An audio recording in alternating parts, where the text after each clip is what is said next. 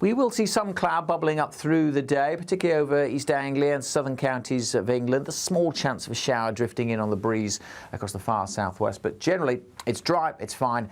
It's a day of winter sunshine, and after that frosty starts, temperatures in the afternoon 7 to 9 Celsius. A nice bright morning will generate a lovely warm day, right through to the evening. Boxed Solar, sponsors of weather on GB News.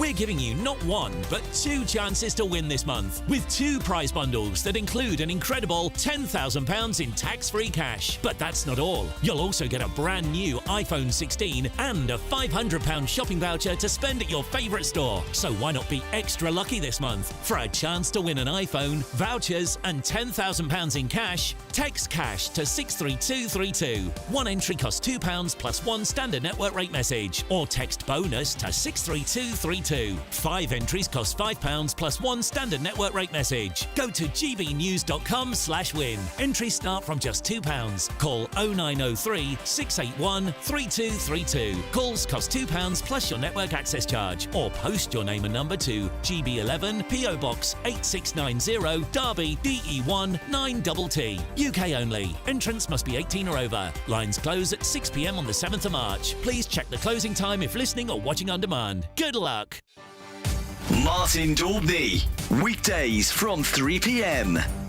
First, mate, we had lockdowns. Then we had soaring energy costs. Then we had a hike in national insurance for employers. Then we had soaring wage costs. And now the government expects people like you to monitor what people say in boozers. And if you don't, you might get sued. I bet you feel like saying cheers to them, don't you? Look, it just looks like another war on pubs. You know, remember they tried to stop smoking outside as well. Luckily, they rethought that. But look, we've got everything stacked against us, Martin. And the last thing I need to do is go and get in people's conversations. At the end of the day, a pub is like an extension to your home. You know, it's a public house. Friends go to speak. Friends go to meet, unwind after work. It's none of my business what you're talking about.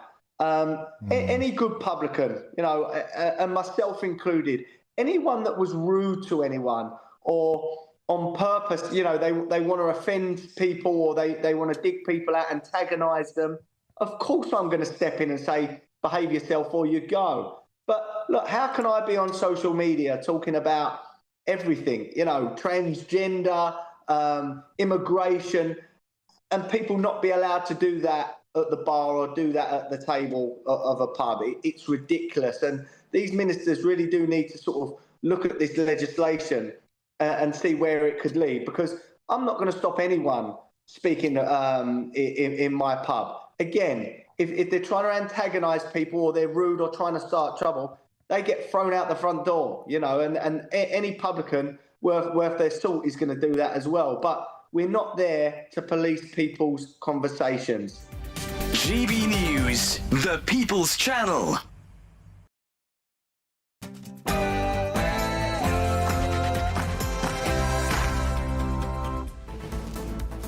Well, good afternoon, Britain. It's 1 o'clock on Wednesday, the 5th of February. I'm Emily Carver. And I'm Tom Harwood. Well, pressure is mounting on Sir Keir Starmer to provide more details about his decision to meet with his voice coach at the height of COVID restrictions. He continued to stonewall the question today. Elsewhere, Trump is offering to turn Gaza into the Riviera of the Middle East. But his plans to occupy and rebuild Gaza have been condemned across the world, with Hamas warning the move could trigger chaos. Right, OK. And the great Chagos giveaway. The Prime Minister has apparently doubled the money to £18 billion. That's the money that he's going to give to Mauritius to give them the Chagos Islands. Elsewhere, Nottingham killer report. The NHS released the full report into the triple killer Valdo Calocane, and they allowed him to skip medication. Get this.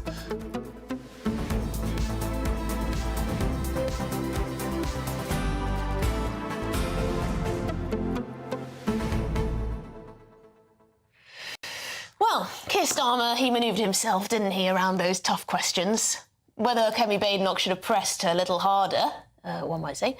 But Keir Starmer, he just doesn't want to. He doesn't want to address the COVID restriction question, the voice question, which, you know, you can assume why he doesn't want to address that.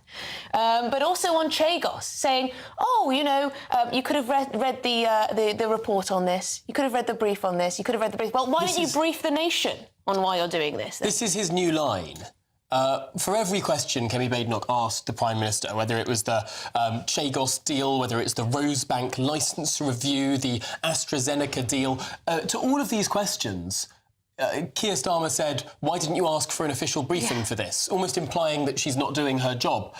Although I'm not sure it is the default job of the Leader of the Opposition to get briefing notes from the government for every question that they want to question the government on. You can sort of start to see the flaw in that plan if you think about it for more than 3 seconds. Yeah, and also, Keir Starmer, who do you serve? You serve us, the British public. So tell us what was in those briefings. That might be nice, because I quite want to know what the thinking was around this Chagos deal, because I can't understand it. Seems very, very odd the people working behind this plan, all very buddy-buddy with Keir Starmer for God knows how long. He seemed to imply something for the first time that we haven't heard before when it comes to the Chagos Islands. And he was saying there was legal certainty lacking on Diego Garcia, meaning it couldn't run its normal operations. I think that's the first time anyone had heard the idea that Diego Garcia, as a military base, couldn't run ordinary operations under this legal certainty. I mean, do the Americans think that's the case? Is Donald Trump really going to say, oh, we can't use this base in the way we used to use it because there was an advisory ruling at the UN? Is that genuinely what's going on? Or is that an overly legalistic interpretation of what's happening and one that the Americans would surely ignore under this administration? Well, it seems as though communicating to the public is a nuisance to Sir Keir Starmer at the moment. He could say, oh, you know, Kemi Badenoch, you should have read the briefings and, you know, asked for them. But what about us? I want to be briefed, actually, Sir Keir Starmer. I want to be briefed. Anyway, gbnews.com/USA. Please do get in touch, but it's the news headlines.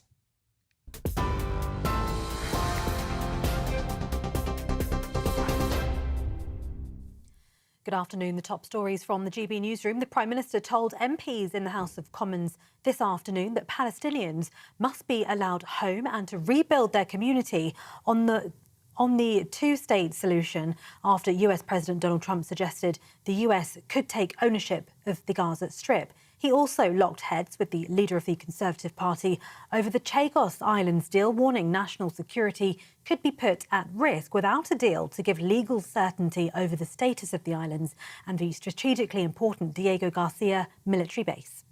Yesterday, we heard the government offered £18 billion for Mauritius to take our territory in the Chagos Islands. This is money that belongs to our children and their children. This is an immoral surrender, so North London lawyers can boast at their dinner parties. Mr. Speaker, when Labour negotiates, we all lose. Sometimes they don't even bother. This is a military base that is vital to our national security and to national security. A number of years ago, the legal certainty of that base was thrown into doubt. And let me, Mr. Speaker, let me be clear, and I'll pick my words carefully. Without legal certainty, the base cannot operate in practical terms as it should.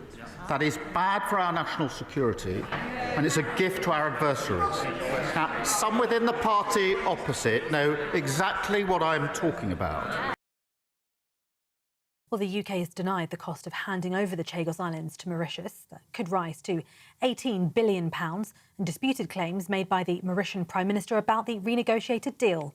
Sir Keir's government plans to hand the British Indian Ocean territory to Mauritius, but pay to lease back the US-UK military base on Diego Garcia. Elsewhere, the families and lawyer of the 3 Nottingham attack victims have demanded a full statutory inquiry after an independent review has revealed the triple killer's fear of needles prevented him from taking antipsychotic medication before the killings.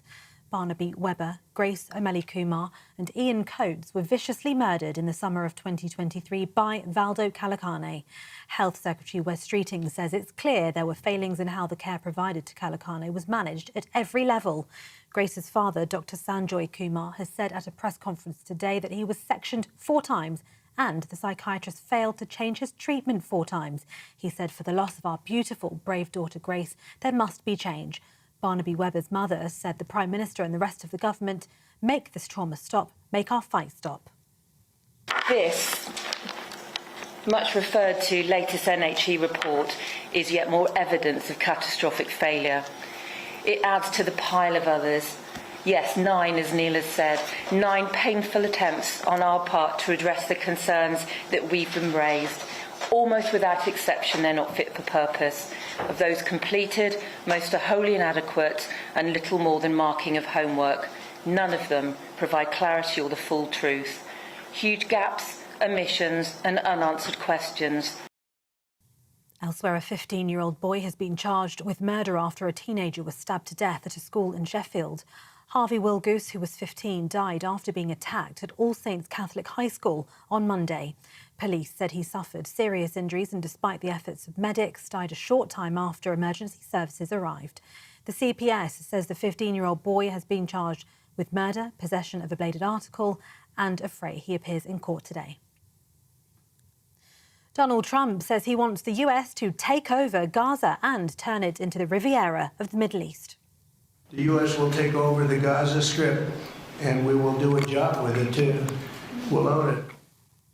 At a White House news conference with the Israeli Prime Minister Benjamin Netanyahu, the US president says Palestinians could be resettled away from Gaza in areas where the leaders currently say no. Jordan and Egypt reject the idea of Palestinians being resettled, while the Palestinian ambassador to the UN says our homeland is our homeland. But the Israeli Prime Minister says Trump's plan is an idea worth paying attention to. And Swedish authorities say 10 people plus the gunman were killed in a shooting at an adult education centre in the city of Örebro, close to Stockholm. The country's Prime Minister described it as the worst mass shooting in the country's history as officials begin piecing together what exactly happened. A spokesperson told a news conference yesterday that police believe the primary perpetrator acted alone and they don't expect more attacks. In a press conference today, police say they're still trying to work out a possible motive and that the gunman appears to have shot himself. Those are the latest headlines for now. More from me in half an hour.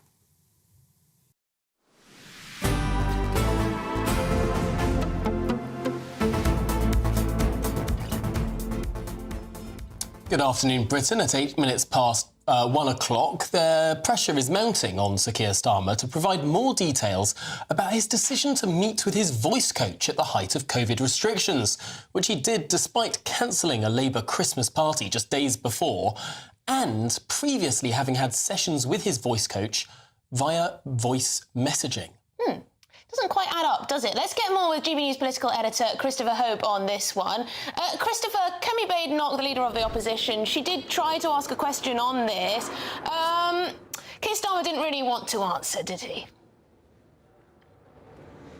Hi Tom, hi Emily. Yeah, welcome to historic Westminster Hall on Wednesday. PMQs Day, the big day here in the weekly House of Commons calendar. Yeah, I didn't really think she asked a question, frankly, on why Sir Keir Starmer needed personal voice coaching on Christmas Eve 2020. The question actually came from a different Tory MP, a backbench Tory MP, which allowed Sir Keir Starmer to answer in his own way but not be challenged on what he came back with. Here's the question and answer, and let's see what viewers think. Can he repeat his assurances that all rules were followed while the country was in Tier 4 lockdown in December 2020, not just by him, but as his team as well, but also his voice coach, Leona Mellinger? I was in my office working on the expected Brexit deal. With my team, we had to analyse the deal as it came in at speed, prepare and deliver a live statement at speed on one of the most important issues for our country in recent years. That's what I was doing. What were they doing?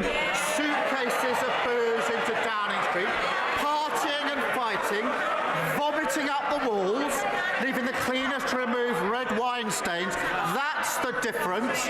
I was working, they were partying. So if you listen closely there, as I'm sure you both did, you hear there Sir Keir Starmer did not say from the dispatch box that all rules were followed. We are told by his aides that they were followed. There's a briefing ongoing now with the PM's the spokesman and his press secretary. I'll bring you news of that at 2 o'clock. But as things stand, he wouldn't say what we're being told privately by his team at the dispatch box. Maybe he's worried about if further investigation finds different things, and then he doesn't want to mislead the Commons by what he says at the dispatch box. But he's a lawyer and he knows what you can say in public, and he didn't say that all rules were followed. I thought that was striking. My other two takeaways from this PMQs was Kevin Badenoch didn't press him very hard, I thought. In fact, barely touched the issue of the voice coach issue. Went on the issue of initially on Chagos Islands and then further into other areas involving North Sea oil and energy prices. A big worry, of course, for GB News viewers and listeners. Some would say, why not push hard on the issue of the voice coach? That seems to be an area where the PM is not willing to say some things in public that were being told in private. Why is that? And just finally, I was also very much struck by what happened with Nigel Farage. There was one question from the Labour backbenchers inviting Keir Starmer to attack Nigel Farage. In my world, that's called a planted question by the whips. They give an easy question to a Labour backbencher, inviting the Prime Minister to have a tilt at the opposition. And the target wasn't for the Tory party, the target was Nigel Farage. And that's because Farage is now riding high in the polls. He's ahead of the Tories in 7 polls. Of course, he topped the YouGov poll this week. Find out now last week. It shows to me that finally Labour are turning their fire on Nigel Farage. And in fact, when Farage was called, and he wasn't meant to be called, that was Speaker Lindsay Hoyle picking him out to ask a question. When he was called, he couldn't get his question out. Labour MPs were shouting at him, roaring at him so loudly. That to me shows Labour is worried about Reform UK. Such an important point there, Chris. You were there in the room, in the press gallery, looking down. Just tell us a bit about what the cacophony was like, because Nigel Farage tried to speak several times, but it seemed like, from my perspective, watching down the line, almost every Labour MP was sort of bellowing at him, not letting him speak, which might not be the best look back home in their constituencies. Yeah, it never looks great, I think, a lot of what happens in PMQs outside the chamber for viewers at home. I mean, John Bercow, one of his big things he did well, I think, was trying to ensure that MPs remembered how it looks back home, and certainly shouting down someone like that, a party leader with 4 million votes in July, only 5 MPs, but riding high in the polls, will just embolden those who think Nigel Farage is the best thing since sliced bread, and they want to get behind him, and it will just further kind of, I mean, he'll say, I'm outside of this kind of elite Westminster, whatever you call it, outside looking in, and all the establishment want to shout me down. Well, he won't be silenced, all the language which Farage would use in this situation were he here. So he wouldn't mind being shouted down. He kept going and answered his question. But I think fascinating, I think, that we are seeing Labour turning its fire right on Nigel Farage and Reform UK. It's not necessarily a conservative right-wing psychodrama, as many on the left have thought. It is a problem for Labour as much as the Tory party. That's a really interesting development this very afternoon. Chris, we'll see you again, of course, with your news from that briefing from the Prime Minister's team. Catch up with you a little bit later in the programme. Thanks for joining us. It's never a good look to be shouting down another politician, a leader of another party, particularly when they're polling on, 27... number one. It's a delicate balance, though, because Prime Minister's Questions isn't Prime Minister's Questions without a bit of bolshiness, without a bit of banter and backwards and forwards and yelling. But the problem is when someone literally can't get their words out and they try 5 or 6 times, that's when it goes over the line, in my view. It's a delicate balance to have, because I wouldn't want to silence Prime Minister's Questions. I don't think anyone would. Well, we know the Labour Party have now got some kind of, or at least some of their Labour Party MPs have got some kind of task force, some kind of council to try and fight reform. They're obviously worried. So that might have something to do with some of the shouting, perhaps. Well, let's get the thoughts now of the former Labour Special Advisor, Paul Richards. Because, Paul, let's start on this question of the reform threats, not just to the Tory party, that's, I think, been long well acknowledged, but also to the Labour Party too. It's topped the poll now in 2 separate polls from Find Out Now and from YouGov. Is this something that the Labour Party is seriously looking at now? Absolutely. I've been saying this for weeks, but it's just a question of maths. If you look at the number of Labour MPs with small majorities, with Reform in second place, then it's an obvious thing that the Labour Party has to look at the threat from reform. And that was, that's just the maths from the election before the opinion polls have shown this incredible surge of support for reform. And Labour has to answer the question, well, why is this? What is going on in people's communities? Why do people feel the need to go for a sort of challenger, disruptor party like reform? So that's that. Yeah, Christopher Hope's analysis, I think, of what was going on in PMQs absolutely echoes that broader point about Labour looking at reform and deciding how to tackle it. Yeah, and how do you think they are going to try and tackle it? Because they're not going to adopt suddenly the attitudes of the average reform voter, I don't suppose. Do they think that they're going to be able to drag them back on what grounds? I mean, the winter fuel payments, for one, went down very badly. Of course, people are very angry about immigration. You don't hear Keir Starmer talking about those issues too much, do you, Paul? So what exactly can they do? I think if you do talk to people on doorsteps, things that come out again and again are antisocial behaviour, the lack of police on the streets, particularly in terms of neighbourhood policing, the epidemic of shoplifting and stores just being robbed, the lack of opportunities for young people. These kinds of things are the bread and butter issues that come through. And Labour would say, well, these are the things we can address and really amplify in terms of what we're actually doing and can win back on the doorstep. And, the next Labour government will be judged on its ability to grow the economy, but only if that translates into what people feel in their pockets and in their communities and on their streets. And if they feel safe walking down the road, and if they feel that they've got a job to go to that pays a decent whack and that their kids have got an opportunity, then we're in business. If not, we're not, and it's as simple as that. And I don't think reform can win an election, but they can certainly take out an awful lot of Labour MPs, including people, by the way, like Yvette Cooper and Ed Miliband and others. There's some of the real bigwigs. So it is a genuine threat, which, you can also see, by the way, this might be your next question, but the utter despair on the Tory backbenches, because yet again, Badenoch comes into PMQs and just does not nail it. She is not good at this in this forum. I was going to ask you on that, Paul. Because we did get a new sort of tagline from Kemi Badenoch today, and that was weak and waffly. She sort of, in passing, mentioned the burgeoning scandal over whether or not Keir Starmer broke lockdown rules with his voice coach on Christmas Eve 2020, Tier 4 lockdown. She travelled 60 miles to be with them there in person, despite having had Zoom meetings with him before.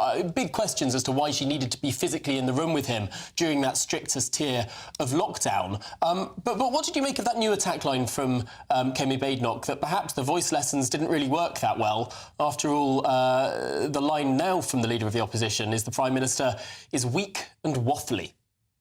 Well, the reason why the Tories went away disappointed was because you would think that would be a really strong attack line, but it allowed Starmer simply to come back with his lines about Downing Street parties, which, he did some very graphic imagery around the things that had gone on in Downing Street with the COVID parties, which then reminded the electorate why they kicked out so many of those Tory MPs last July. So in the election. Yeah, but Paul, he can't escape answering these questions forever. He can't escape answering the questions forever. Mr. Keir Starmer, Sir Keir Starmer, he's a stickler for the rules. He talks about the moral high ground, talks about doing the right thing, but it's not coming together for him in this one, I don't think. Paul, we're going to have to leave it there because we've run out of time. Former Labour Special Advisor, thank you very much, Paul Richards. Now, this is Good Afternoon Britain on GB News, and there's plenty more to come on today's show. Don't move a muscle. Trump is offering to turn Gaza into the Riviera of the Middle East. But his plans to rebuild Gaza have been condemned across the world because it would mean getting rid of the Palestinians. Hamas are warning that the move would trigger chaos.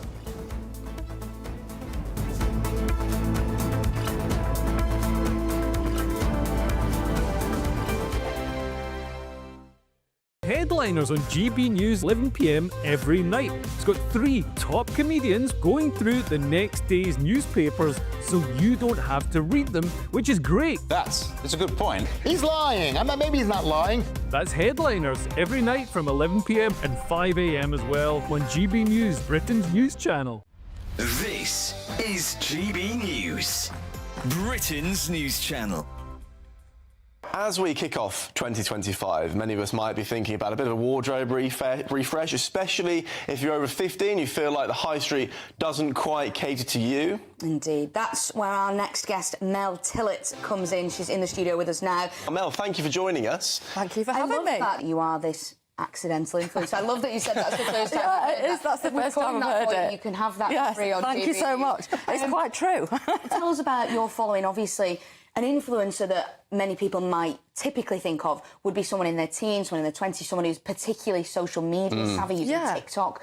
Talk to us about your brand of influencer. Well, our influencer, my kind of influence is over the older age group, the over 50s. For my business, I do a lot of live videos. I'll do them early in the morning at 7:30, which sounds ridiculous, but I know my ladies are up and about at that time having a cup of coffee or whatever that might be. And just being honest about day-to-day life. So my dogs are running about, my grandchildren are even sometimes in them, one thing and another. So it's just been purely by accident that I've got this really nice, loyal following, and I get lovely messages off ladies. I'll do things like, I'll tell them when I'm going for a mammogram, and I'll say, come on, everybody go for your mammogram. That's brilliant. All sort of health-conscious things. I've been a lot heavier than I am now, and I've slimmed down and lost some weight. I've been talking about that journey as well. And then ladies will ask me questions on the videos, and we chat about all sorts of different things. And now I'm getting messages every day, and people are loving the clothing ranges that we do.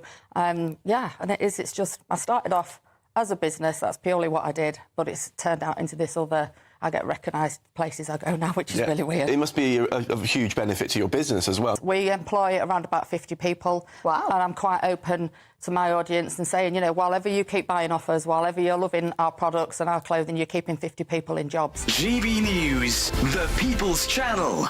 If you want your news to be straight talking... This is the nightmare for the Conservatives again. Down to earth. It's not just Nottingham where this is happening, is it? And most importantly, honest. Hard-working, middle-class taxpayers, they'll get their book thrown at them. They catch me, Martin Daubney, Monday to Friday, 3 till 6 p.m. on GB News, Britain's news channel.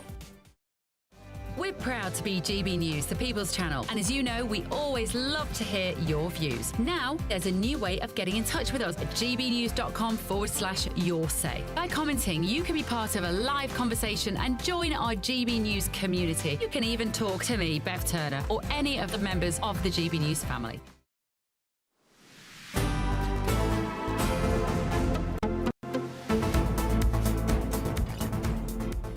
Good afternoon, Britain. At 23 minutes past 1, just some news we want to bring you up to date with. We'll be discussing this more later in the programme, but we've got a map now to show you of the areas that won't be voting, the council areas that thought they would be voting but are now not voting in the local elections. It's East Sussex, Essex, Hampshire, the Isle of Wight, Norfolk, Suffolk, Surrey, Thurrock and West Sussex. So all of those red areas in England, it's 5 million people have had their elections cancelled this May.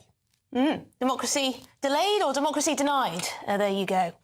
We're going to move on for now, but we'll be back to this very shortly indeed. Because unimaginable failures of an epic level, those are the words of Barnaby Webber's mother, Emma, as she spoke alongside the families of Nottingham killer Valdo Callaghan's other 2 victims. Well, the families are demanding a full public inquiry into Callaghan's handling after an independent review found that clear failings were at the hands of the NHS and the police. Yes, the report found medical professionals were not allowed to visit Callaghan's home alone over safety concerns, and the killer avoided injections of his antipsychotic medications, claiming he was scared of needles. Scared of needles, but loved his knives and machetes. Let's go over to our Home and Security editor, Mark White. Mark, this is just a shocking and damning report. Yes, I think as far as the families are concerned, watching them again at yet another news conference, they're still absolutely in bits at what happened, but they're also consumed with a real degree of anger, as well as report after report exposes in the most brutal way the deficiencies in the way in which this individual was monitored, looked after and treated within the community. Now, of course, today we're looking at the health or the mental health care that Valdo Callaghan should have received but didn't really receive within the community. This is a man who was brought to the attentions of the medical services in Nottingham as far back as May 2020, a man with with a violent past, multiple episodes of violence towards his neighbours, towards the police. He was sectioned on 4 separate occasions, hospitalised for treatment, and he was compliant during those spells within mental health facilities. But when he was back out in the community, he was not engaging at all with mental health workers or his GP. He wasn't taking his antipsychotic medication despite being a diagnosed paranoid schizophrenic.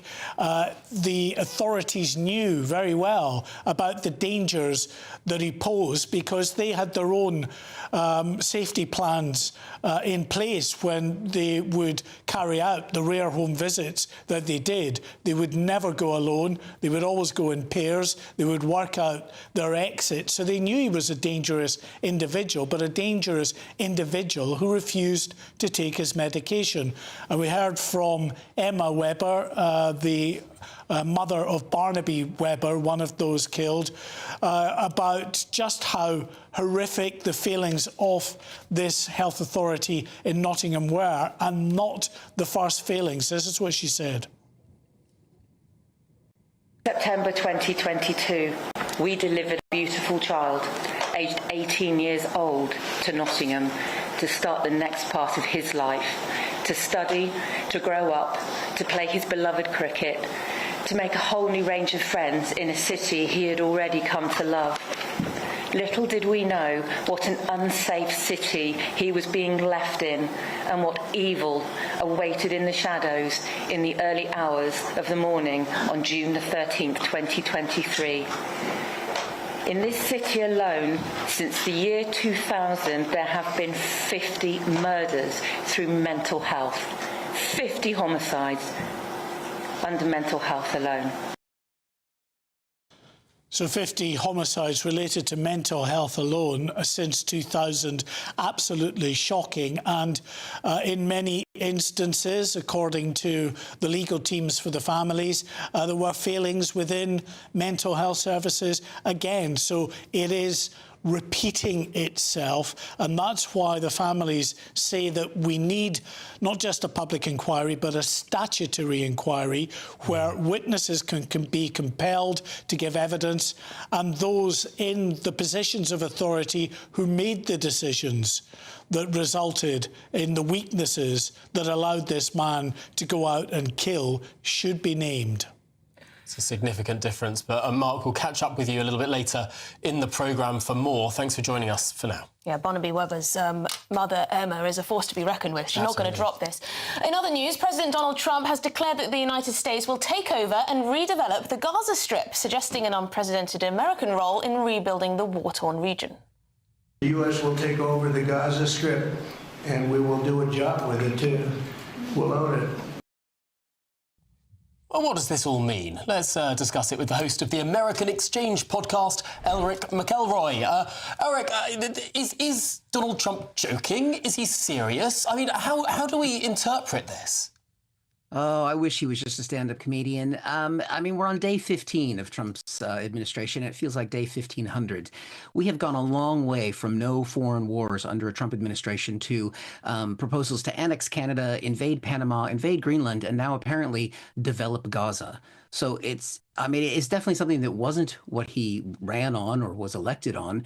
And it's quite a sharp turn. I think everybody last night was just gasping as he said this. Well, Eric, I mean, Gaza isn't going to rebuild itself necessarily, so far as Hamas are in control as a terrorist organisation. Absolutely not. But the majority of the Palestinians who live in Gaza are not members of Hamas. There's over 2 million people there, many of whom weren't born when Hamas seized power. And I think basically removing and deliberately a group of people from their place where they live and forcing them to another geographic area, that is the dictionary definition of ethnic cleansing. Now, the United States has a pretty checkered past in many areas, but we thought we had moved past that. And I don't see how suggesting that is going to secure the Middle East. It's certainly going to put American lives at risk, which is what Donald Trump said he would not do. Because if there are Americans there building, there's going to be American soldiers there defending that. And that puts us right in the heart of the Middle East, even more than we are now. I mean, it is pretty shocking to hear, I suppose, because I've heard Donald Trump talk about Gaza before, saying what a beautiful location it is, saying, look at those beaches, this could be a new Monaco. I just always assumed he thought that, you know, it would be an Arab a city-state in a way, sort of equivalent to Monaco, run in the same way that the UAE might be run, you know, a new Dubai it could be. But this is the first time he's saying that actually it shouldn't be Palestinian, and this is raising huge concerns, not least that there could be more attacks. This could spur on another disaster like October the 7th. Well, I mean, not only that. I mean, if Donald Trump's first concern is supposed to be protecting the American homeland, putting us in a position where we are displacing millions and millions of Arabs and Palestinians, that seems to be putting us right in the heart of the crosshairs of, you know, not to mention the fact that he's starting to decimate career officials at the CIA and the FBI with what he's going in. And maybe that's what this is. This is a distraction so that we can't see what he's got Elon Musk doing, because Elon Musk currently has what may well be illegal access to the U.S. Treasury system. So is that the issue? Is it the fact that he's trying to get rid of FBI agents who were just involved on a civil service level as their employees working on the January 6th cases? I mean, there's so many possible directions to think. Now, Trump tends to throw big things out and then pull them back. Could it be that this is Donald Trump's way of putting pressure on both Israel and Hamas to sort of stick to the current peace agreement, the current ceasefire agreement? I mean, don't always have to take his word literally, do we? Perhaps this is another strategic move on his part. For those of us who didn't want Trump to be president, I think it's very difficult to have someone who's the leader of your country who's constantly speaking in a way that is, you know, we're all guessing what he means. I mean, where did this come from? What direction is he taking it? Is it bluster? But it damages our relationship and our status in the world. You know, last week, or was it this week? I don't know. The time slips by. He was attacking one of our closest allies, Canada. Now, when is he going to turn the crosshairs towards Great Britain, another supposedly close, great ally? This isn't the way you treat your friends, much less your enemies. And it's they've ceded to his demands, though, haven't they? They've ceded to his demands, and he's elected on the promise of America first. The things that Justin Trudeau announced were things that he announced weeks before. So there's a lot of bluster. Where America has a lot of power, it has a lot of influence. These things can be done, but in a reasoned, measured way. This isn't a game. These are people's lives, and this is a horrific situation that's been happening for the Palestinians and for the Israelis. And saying that we're going to develop it, because, and remember, a year ago, Jared Kushner was talking about how great it would be to develop Gaza. So his son-in-law maybe planted the seeds here. It's just not how I mean, it would be great to develop Gaza. It would be lovely to have gleaming skyscrapers, but it should be perhaps controlled by an Arab state rather than by the Americans. Eric, we're going to have to leave it there. We need to get to the news bulletins, but thank you so much for being with us and talking through this peculiar turn in American foreign policy. Yes, let us know your thoughts on that one. gbnews.com/your say. But we've got lots more coming up on today's show, so stick with us. Staff at a high school in Scotland are going on strike today because of a culture of abuse and violence from pupils. Our reporter is there live.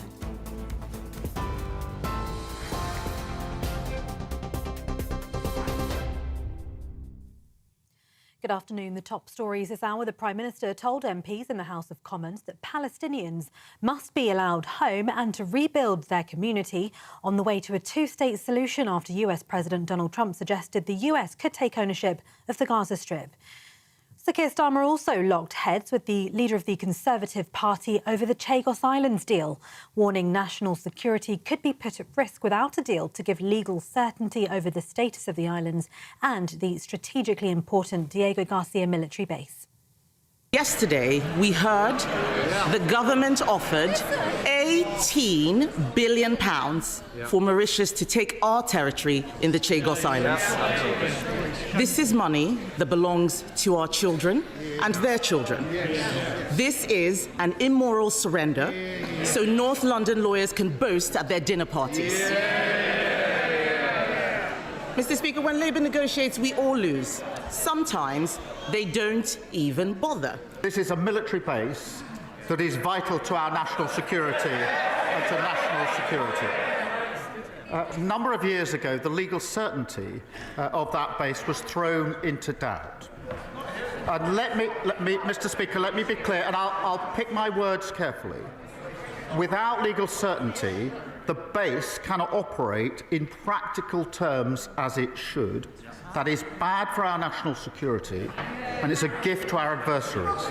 Now, some within the party opposite know exactly what I'm talking about.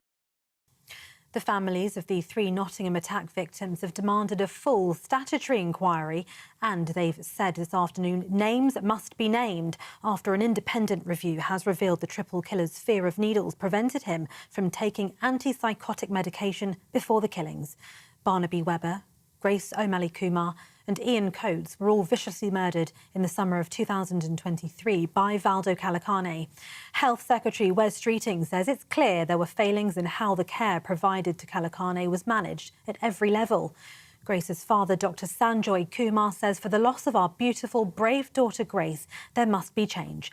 Barnaby Webber's mother has called for a meeting with the Prime Minister. Elsewhere, Sweden's King and Queen are visiting the site of the mass shooting in Örebro near Stockholm. The King saying they're both in shock. Swedish authorities say 10 people, plus the gunman, were killed at an adult education centre. The country's Prime Minister described it as the worst mass shooting in the country's history. In a press conference today, police say they're still trying to work out the motive for the attack and that the gunman appears to have shot himself.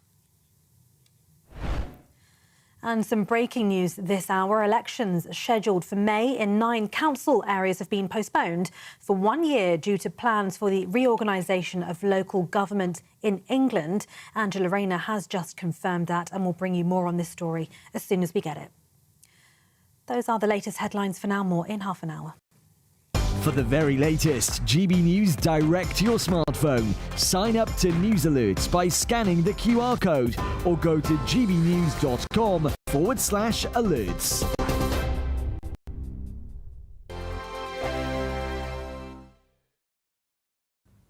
Yes, it's time for your latest weather update from the Met Office here on GB News. Dry for the vast majority today. Quite a bit of hazy winter sunshine on offer as well. It's a little colder than yesterday, and certainly tonight there's going to be a frost forming, all thanks to this high pressure that's building in. The weather fronts that brought the rain yesterday, well, that's clearing away. It's a cold front, so it has introduced cooler air. It's not completely dry. There are a few showers drifting in on the breeze into western parts of Scotland, but most places will stay dry. Quite a lot of high cloud moving into England and Wales, so the sunshine will turn hazy. The sky's turning a little milky. Temperature-wise, well, about average for the time of year. Maybe double digits in parts of southern England, but mostly 7, 8 or 9 degrees Celsius. Those temperatures, though, will fall away pretty sharply this evening. Still a few showers drifting into western Scotland, particularly over the Western Isles and the Northern Isles, where it's still a little breezy. But for most, the winds are light, and there'll be long clear spells over eastern Scotland, southern Scotland, Northern Ireland too. Most of England and Wales pretty clear also. Still quite a bit of that high cloud across southern areas, at least at first. And it could turn a little misty in a few spots, maybe a few fog patches forming, perhaps around northwest England later in the night, over parts of eastern England too. But generally speaking, dry and clear and cold, the themes for tonight. That blue hue taking hold of the map. Towns and cities getting down pretty close to freezing, if not a degree or so below, and certainly in the countryside we will be a few degrees below freezing. So a frosty start to Thursday, but a sparkling start. We'll have lost the showers from the northwest, so it's dry pretty much everywhere. We will see some cloud bubbling up through the day, particularly over East Anglia and southern counties of England. A small chance of a shower drifting in on the breeze across the far southwest, but generally it's dry, it's fine. It's a day of winter sunshine, and after that frosty starts, temperatures in the afternoon 7 to 9 Celsius. The latest GB News travel. Good afternoon, I'm Russell Holding. In Perth and Kinross, the A989 remains closed each way along Tay Street in Perth because of flooding. On the M6 in Lancashire, 2 lanes are closed northbound where someone's broken down between junctions 30 and 31 from the M61 to Samlesbury, causing queues. On the M62 in West Yorkshire, there's a lane closed westbound after an accident between junctions 23 and 22 from Huddersfield to Rishworth Moor, causing delays. In Gloucestershire, the A433 is closed in both directions at Kemble for emergency repairs. On the M1 in Bedfordshire. There are southbound queues from junction 13 at Bedford, 12 the Toddington and Flitwick turn after an accident, and in Essex the A130 is partly blocked northbound by an accident on the approach to the A12 at Howe Green just outside Chelmsford, causing queues towards Chelmsford. And that's the latest. You can stay up to date throughout the day by visiting our website gbnews.com.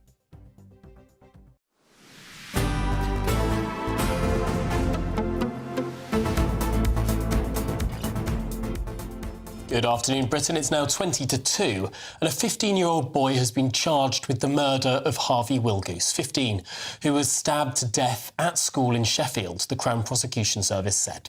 Yes, in a statement released by the police, Harvey's family said their lives would never be the same again, and they are utterly heartbroken at the loss of their beautiful boy. Well, we're joined now by Anna Riley, our Yorkshire and Humber reporter. Anna, just another terrible day and no doubt mourning at the school. Yes, truly tragic, Tom, at the school this morning and throughout the day. There's been more floral tributes laid with people coming to pay their respects to Harvey, a much loved member of the school and member of the community.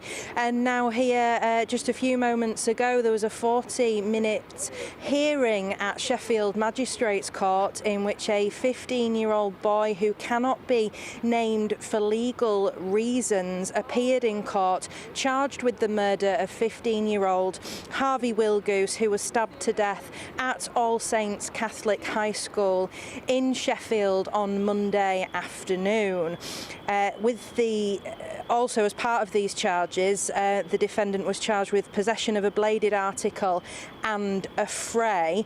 The 15-year-old spoke only to confirm his name. He was wearing a grey hoodie, and he gave his date of birth and address during the hearing.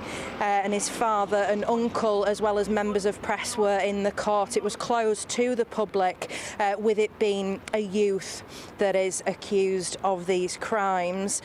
And we heard from District Judge Tim Spruce. He told the boy, "You'll be aware that you are charged with offences arising from an incident on Monday the 3rd of February. There is an allegation that you murdered Harvey Wilgoose on that date. It is early days in this investigation, but this allegation involves a knife, a hunting knife, being taken into school and used to stab another pupil in broad daylight, resulting in the death of that pupil." Now, the judge also told the 15-year-old boy that he'd be appearing at Sheffield Crown Court tomorrow morning, and he also remanded the youth to the youth detention accommodation. So that's the information that we can share so far, but certainly a community just still in mourning at the loss of 15-year-old Harvey Wilgoose, a much loved member of the community, member of the school, and just such a tragedy that he went to school that Monday morning and just didn't come back. Yeah, really, really sad case. I know it's within the gift of judges sometimes to name individuals under the age of 18. Certainly hope that's being considered by the judge in this case. But for now, Anna Riley, thanks so much for joining us.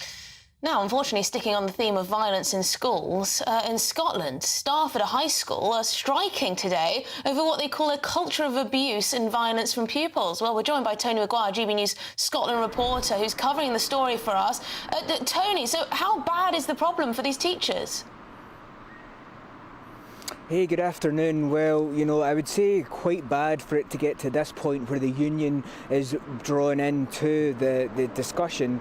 Just to give a little bit of context here, I'm outside Kirkintilloch High School, just at the far east side of Eastern Bartonshire, and teachers here essentially are fed up with being subjected to violence and verbal abuse, so much so that they obviously took that to the management of the school, but as according to their union, were gaslit by being told that their lessons clearly weren't as fun or engaging enough. Now, NASUWT, one of the big unions up here in Scotland, they have put their members at Kirkintilloch High School on industrial action today, but there is no picket line because those teachers are actually in class where they usually are. Their industrial action takes the form of them taking a step back from various duties. Now, if you know any teachers, you know how high their plates can get stacked, so things like covering additional classes for absent teachers, clubs, monitoring clubs and attending school trips,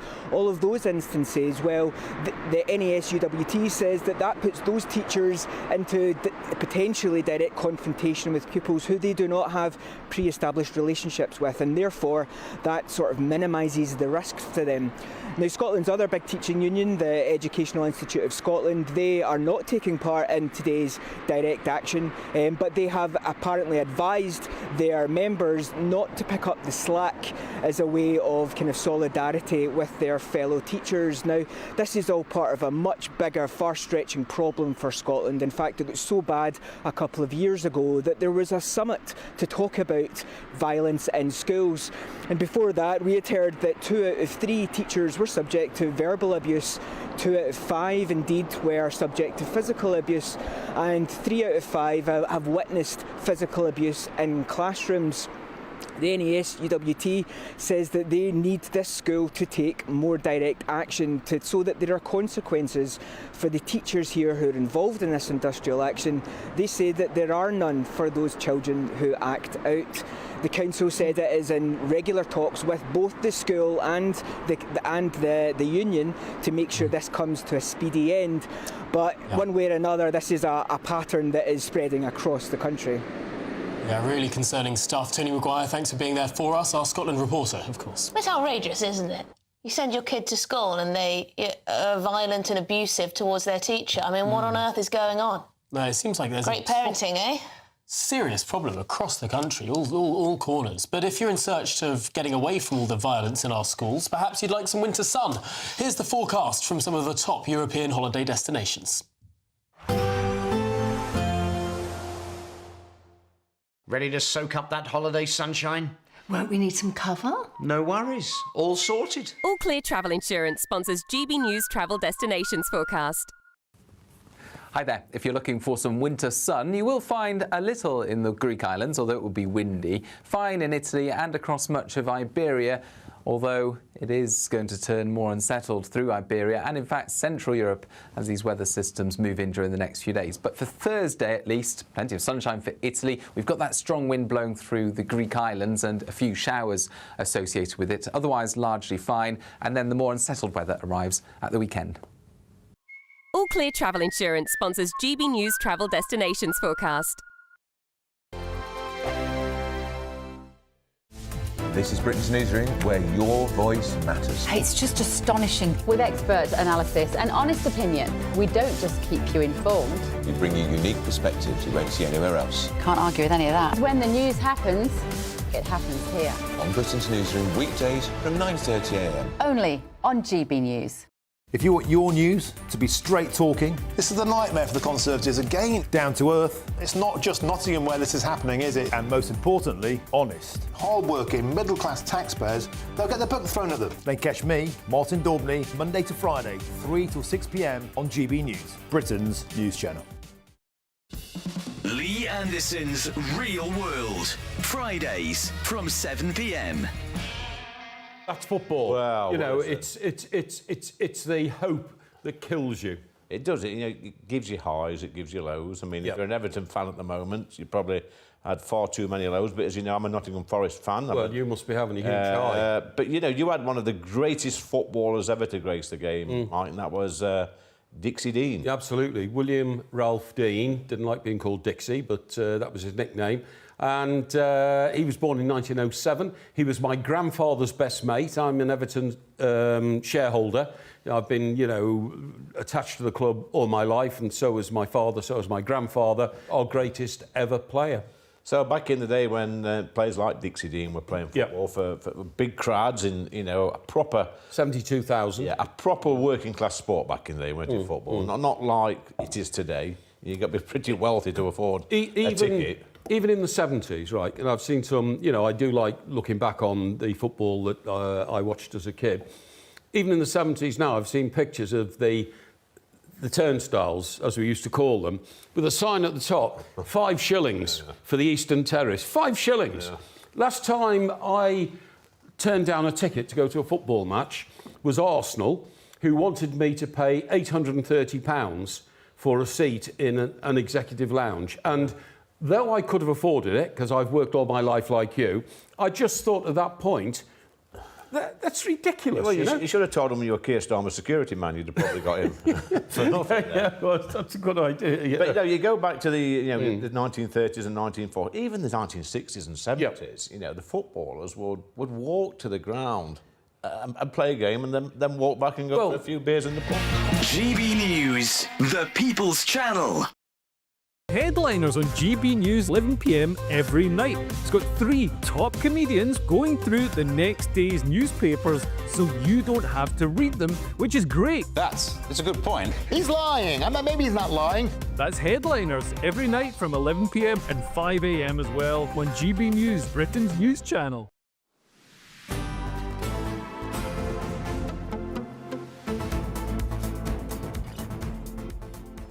Good afternoon, Britain. It's just gone 10 to 2. Now, as we've learnt today, 5 million Brits, well, they may not be able to vote in the local elections this year. Yes, many counties are not going to be able to vote, but the 5 million number is also pertinent for another reason. Yes, 5 million Brits could also... This is the map of the 5 million Brits who won't be able to vote in the local elections this year. But moving on, 5 million Brits is also the number of those having their bin collection service reduced to once a month. Yes, OK, so let's bring in our guest, Shimon Lee from the Taxpayers Alliance. Tell us more, Shimon. Well, bin collections is one of the basic, most fundamental duties of local government. It's why we pay our council taxes. And if we have bins getting piled up in the street, garbage being left in people's houses for up to a month, that's a very clear sign that local councils have failed. Now, a TPA investigation has found that 42 councils are considering reducing the frequency of bin collections. I think about 12 councils are moving to a three-weekly collection, and 3 councils are moving to a monthly collections. Now, can you imagine having your bins collected just once a month? That is absolutely outrageous and unacceptable. Once a month? I mean, that's actually just grim. Unsightly, stinky, nasty, unhygienic. Bristol Council is one of those considering this. Where else? Well, in addition to Bristol Council, I think some of the worst run councils in the country are actually considering this. I think bankrupt Birmingham Council is one of the councils. They're considering moving from a weekly collection to a fortnightly collection. That literally means that services for those residents will be cut in half. And that comes at the same time as Birmingham City Council is actually raising council tax by 7.5% this year. And that's on the back of a 10% increase in council tax last year. So in many cases, residents are paying more and they're getting less. As you say, Birmingham Council is bankrupt. Many councils are really strapped for cash. Is this not just inevitable, that there isn't any money? Well, I think that's not the case at all. If we look at the numbers, 42 councils are considering it, but let's look at the 9 in 10 councils, the rest of the councils that aren't considering reducing bin collections. And the reason for these decreased frequency of bin collections, some councils are blaming the government, and of course the government's blaming the previous government for all sorts of regulations, environmental regulations that require councils to collect, to offer a whole range of bins to residents. I think we had research last year that showed that in some parts of the country, councils are offering 10 different bins that people have to sort their recycling into. And that's part of what's driving up the cost. I mean, that's driving up the cost, isn't it? I mean, it's all about priorities, really, and I think bin collections do need to be pretty high up there. Yeah, you'd think in the list. It's one of the number one services that councils deliver. Imagine your stinky bins out for a whole month. I mean, that's not exactly a first world country, is it? No. Well, Shimon Lee of the Taxpayers Alliance, thanks so much for bringing us that story. 5 million Brits could be waiting so much longer for their bins to be taken away. And their vote. Well, this is Good Afternoon Britain on GB News. Lots more coming up on today's show. We will be returning to those delayed local elections. Why exactly have they been delayed and how will it affect you? That's all to come after your very latest weather forecast.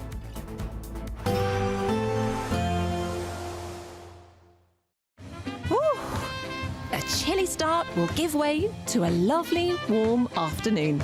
Boxed heat pumps, sponsors of weather on GB News. Yes, it's time for your latest weather update from the Met Office here on GB News. Dry for the vast majority today. Quite a bit of hazy winter sunshine on offer as well. It's a little colder than yesterday, and certainly tonight there's going to be a frost forming, all thanks to this high pressure that's building in. The weather fronts that brought the rain yesterday, well, that's clearing away. It's a cold front, so it has introduced cooler air. It's not completely dry. There are a few showers drifting in on the breeze into western parts of Scotland, but most places will stay dry. Quite a lot of high cloud moving into England and Wales, so the sunshine will turn hazy. The sky's turning a little milky. Temperature-wise, well, about average for the time of year, maybe double digits in parts of southern England, but mostly 7, 8 or 9 degrees Celsius. Those temperatures, though, will fall away pretty sharply this evening. Still a few showers drifting into western Scotland, particularly over the Western Isles and the Northern Isles, where it's still a little breezy, but for most the winds are light and there'll be long clear spells over eastern Scotland, southern Scotland, Northern Ireland too. Most of England and Wales pretty clear also. Still quite a bit of that high cloud across southern areas, at least at first. And it could turn a little misty in a few spots, maybe a few fog patches forming, perhaps around northwest England later in the night, over parts of eastern England too. But generally speaking, dry and clear and cold, the themes for tonight. That blue hue taking hold of the map. Towns and cities getting down pretty close to freezing, if not a degree or so below, and certainly in the countryside we will be a few degrees below freezing. So a frosty start to Thursday, but a sparkling start. We'll have lost the showers from the northwest, so it's dry pretty much everywhere. We will see some cloud bubbling up through the day, particularly over East Anglia and southern counties of England. The small chance of a shower drifting in on the breeze across the far southwest, but generally it's dry, it's fine. It's a day of winter sunshine, and after that frosty starts, temperatures in the afternoon 7 to 9 Celsius. A nice bright morning will generate a lovely warm day, right through to the evening. Boxed Solar, sponsors of weather on GB News. Want to be one of 2 lucky Great British Giveaway winners? That's right, you could win one of 2 prize bundles, which includes a brand new iPhone 16, £500 in shopping vouchers to spend in your favourite store, and an incredible £10,000 in tax-free cash to spend however you like. What would you spend that cash on? For a chance to win an iPhone, vouchers and £10,000 in cash, text cash to 63232. One entry costs £2 plus 1 standard network rate message, or text bonus to 63232. 5 entries cost £5 plus 1 standard network rate message. Go to gbnews.com/win. Entries start from just £2. Call 0903 681 3232. Calls cost £2 plus your network access charge, or post your name and number to GB11 PO Box 8690 Derby DE1 9TT. UK only. Entrance must be 18 or over. Lines close at 6 p.m. on the 7th of March. Please check the closing time if listening or watching on demand. Good luck. Mornings don't have to be tiresome, especially if you have the right company. Wake up to news as it happens, opinion and debate, and of course, a little bit of entertainment too. Because when the kettle's on, we're on. That's Breakfast on GB News, a show worth waking up for. Every morning from 6 a.m. Only on the People's Channel, Britain's news channel.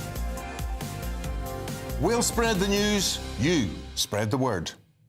Hi, I'm Michelle Dewberry, and my show is your opportunity to cut through all the noise and dive in headfirst to some robust debates. Ideas clash. Situation, no, isn't it? No, because the failure is you're deliberately avoiding my point. Nothing's held back. And if you think this is the end of it, wait for more. And we do not shy away from the difficult stuff. Sometimes I want to shake people and say, if only you understood. So join me on Jubes & Co. weeknights at 6 p.m, only on GB News, Britain's news channel.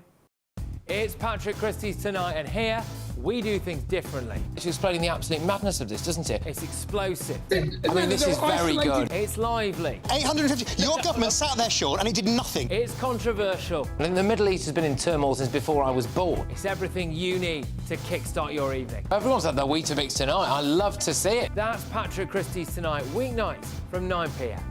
Only on GB News, the People's Channel, Britain's news channel.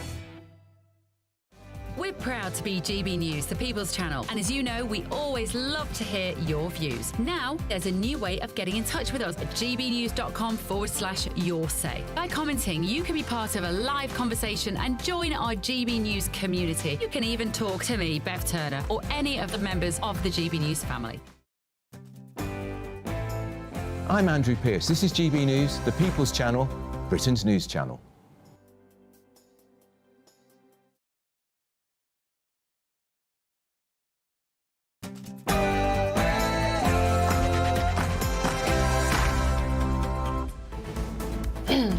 afternoon, Britain. It's 2 o'clock on Wednesday, the 5th of February. I'm Tom Harwood. And I'm Emily Carver.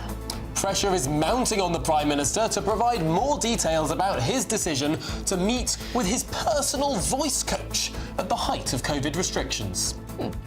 And Trump is offering to turn Gaza into the Riviera of the Middle East. But his plans have been condemned widely.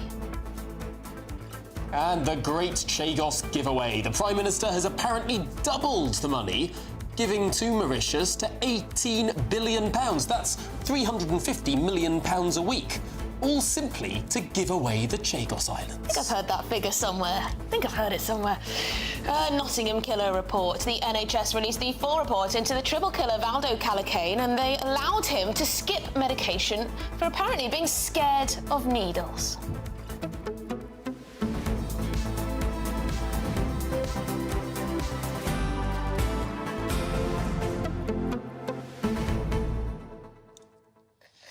This COVID restriction, I mean, it's got a whiff of something not right about it. Here's the problem. It is so trivial, but also so serious. Why do I say those two things? Well, firstly, a woman travelled to meet a man 60 miles, gave him voice coaching lessons, all the rest of it, fine. But of course, London was in the strictest tier of lockdown, and let's not forget that in a lesser tier of lockdown, the previous Prime Minister Boris Johnson and Rishi Sunak got fixed penalty notices for being in a room together and singing Happy Birthday in front of some stale orange juice in June 2020. That was in a lesser tier of lockdown than London was on the 24th of December 2020. So if that's the bar for a Prime Minister receiving a fixed penalty notice or resigning or anything else, then we need to view it from that perspective, surely. Well, yes, and I wonder if it was the taxpayer paying for these voice coach lessons, or would that have been a private payment? I'd quite like to know. Because you could put it on expenses, couldn't you? I think it would probably be out of the short money that the Labour Party gets. So if you're the official opposition, you get a certain amount of taxpayer funding to run your political office. So it's probably coming out of short money. But why Christmas Eve? I mean, they say that it was because they had to respond to the Brexit stuff. OK, fine. But why not over Zoom? And why did Tier 4 restrictions not apply to this voice coach? Labour have admitted already that she was not a key worker. So how is it OK for Keir Starmer to just stand up in the House of Commons and say, I was working, that's it? But also on the show today, do you live in Suffolk, Norfolk, East Sussex, Hampshire, Essex, any of these counties? Well, you're not getting a vote this May. You're going to be one of the 5 million people not being able to vote. That list published today. We'll be discussing that too. Your thoughts on it all are very, very welcome. Happen to be areas where reform is surging. Nigel Farage is not happy for one. Yeah, South Coast, East Coast, high reform areas, no elections in May. But do get your thoughts in. gbnews.com/your say is the way to get involved. Getting to it all after your latest news headlines.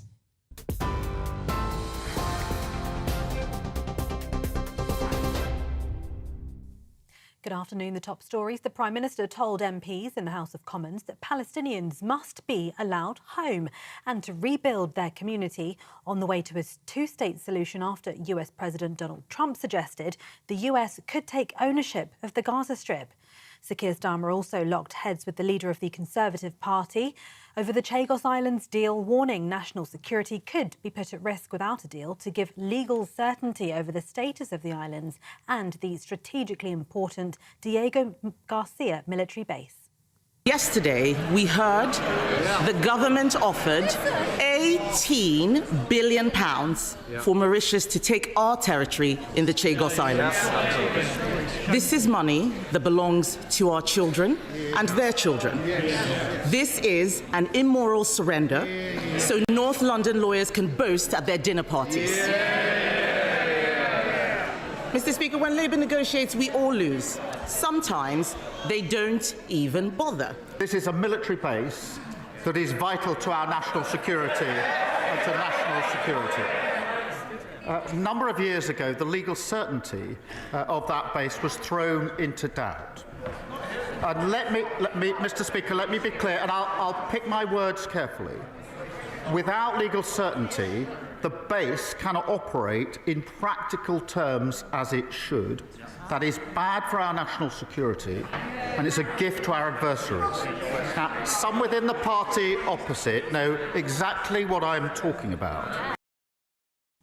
The families of the 3 Nottingham attack victims have demanded a full statutory inquiry, and they've said names must be named after an independent review revealed the triple killer's fear of needles prevented him from taking antipsychotic medication before the killings. Barnaby Webber, Grace O'Malley-Kumar and Ian Coates were viciously murdered in the summer of 2023 by Valdo Calacane.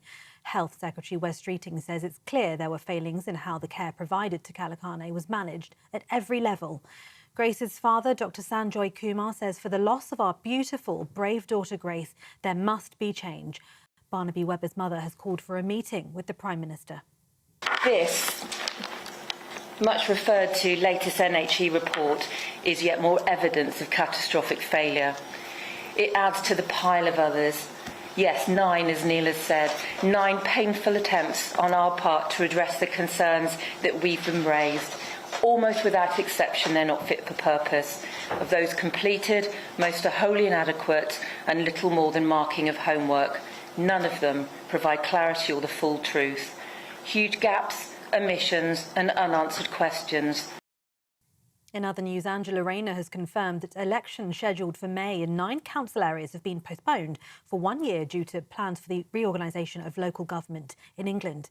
The Deputy Prime Minister has announced 6 new potential devolution areas throughout England with a view to mayoral elections in May of 2026. These are Cumbria, Cheshire and Warrington, Greater Essex, Hampshire and Solent, Norfolk and Suffolk, and Sussex and Brighton. A 15-year-old boy has been remanded into youth detention accommodation after appearing at Sheffield Youth Court charged with the murder of a 15-year-old boy at a school in Sheffield. Harvey Wilgoose, who was 15, died after being attacked at All Saints Catholic High School on Monday. Police said he suffered serious injuries despite the efforts of medics. He died a short time after emergency services had arrived. The CPS says the 15-year-old boy has been charged with murder, possession of a bladed article and affray. In other news, Sweden's King and Queen are visiting the site of the mass shooting in Örebro near Stockholm. The King saying they're both in shock. Swedish authorities say 10 people plus the gunman were killed at an adult education centre.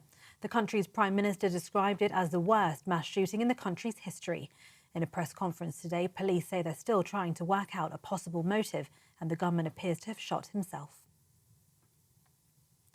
And Donald Trump says he wants the US to take over Gaza and turn it into the Riviera of the Middle East. The US will take over the Gaza Strip, and we will do a job with it too. We'll own it. At a White House news conference with the Israeli Prime Minister Benjamin Netanyahu, the US president says Palestinians could be resettled away from Gaza in areas where the leaders currently say no. Jordan and Egypt reject the idea of Palestinians being resettled, while the Palestinian ambassador to the UN says our homeland is our homeland. But the Israeli Prime Minister said Trump's plan is an idea worth paying attention to. Those are the latest GB News headlines. For now, more in half an hour.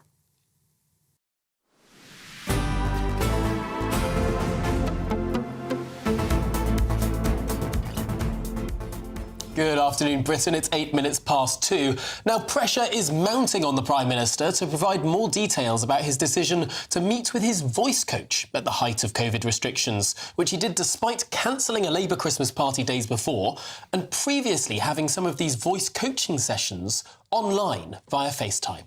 Doesn't quite add up, does it? Let's get more with GB News political editor Christopher Hope on this.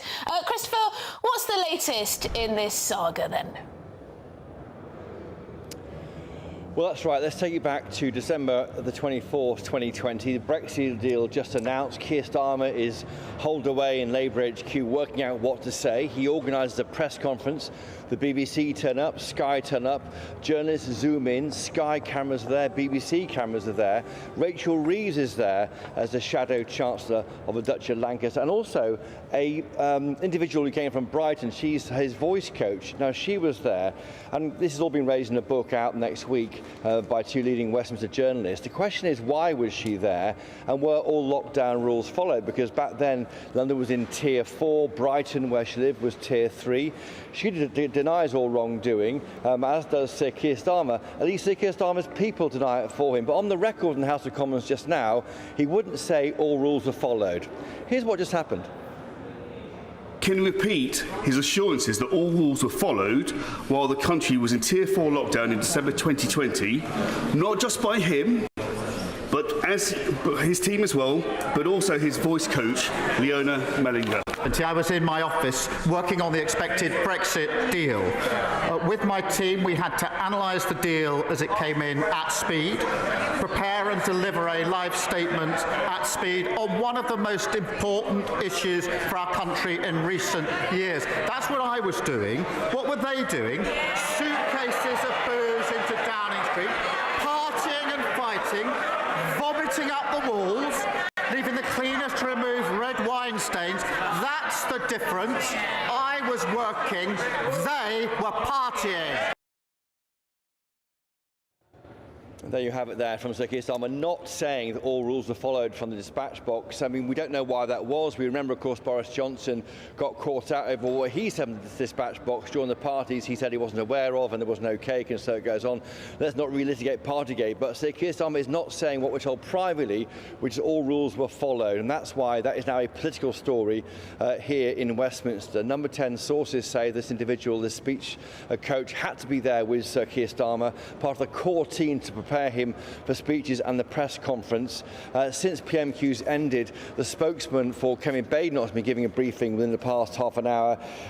He says that the Metropolitan Police should now investigate whether any rules were broken. There's question marks over whether it's time limited, it's more than 3 years ago, whether the police actually can investigate, but the pressure is not going away anytime soon. The Tory party is now circulating to journalists the Tier 4 rules at the time. Were those rules broken? So I think we're going to be hearing more and more from this as we go on. Really interesting one there. No doubt there will be more questions. I suppose the question that a lot of people will be asking is, why did it take a Tory backbencher asking this question rather than the leader of His Majesty's official opposition?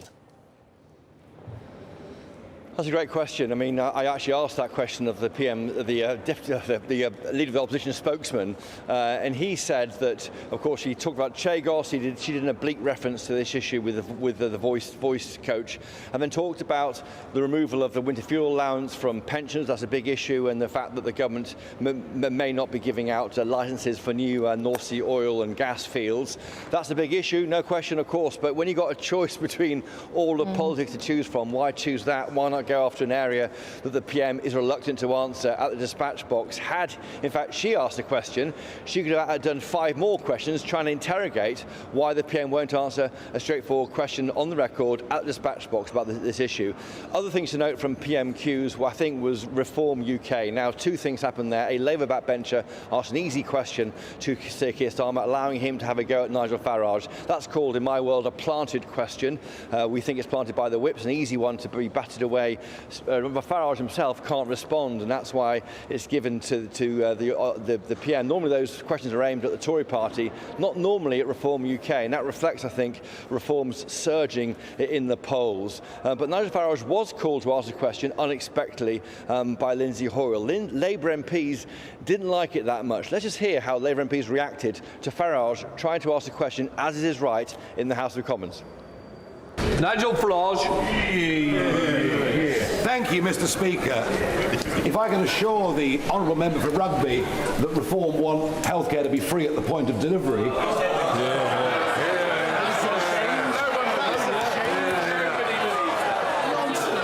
I'm sorry.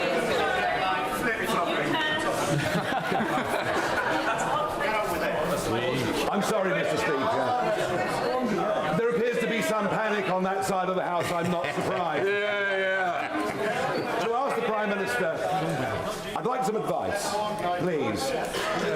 What do I say? Oh, they really are panicking, aren't they?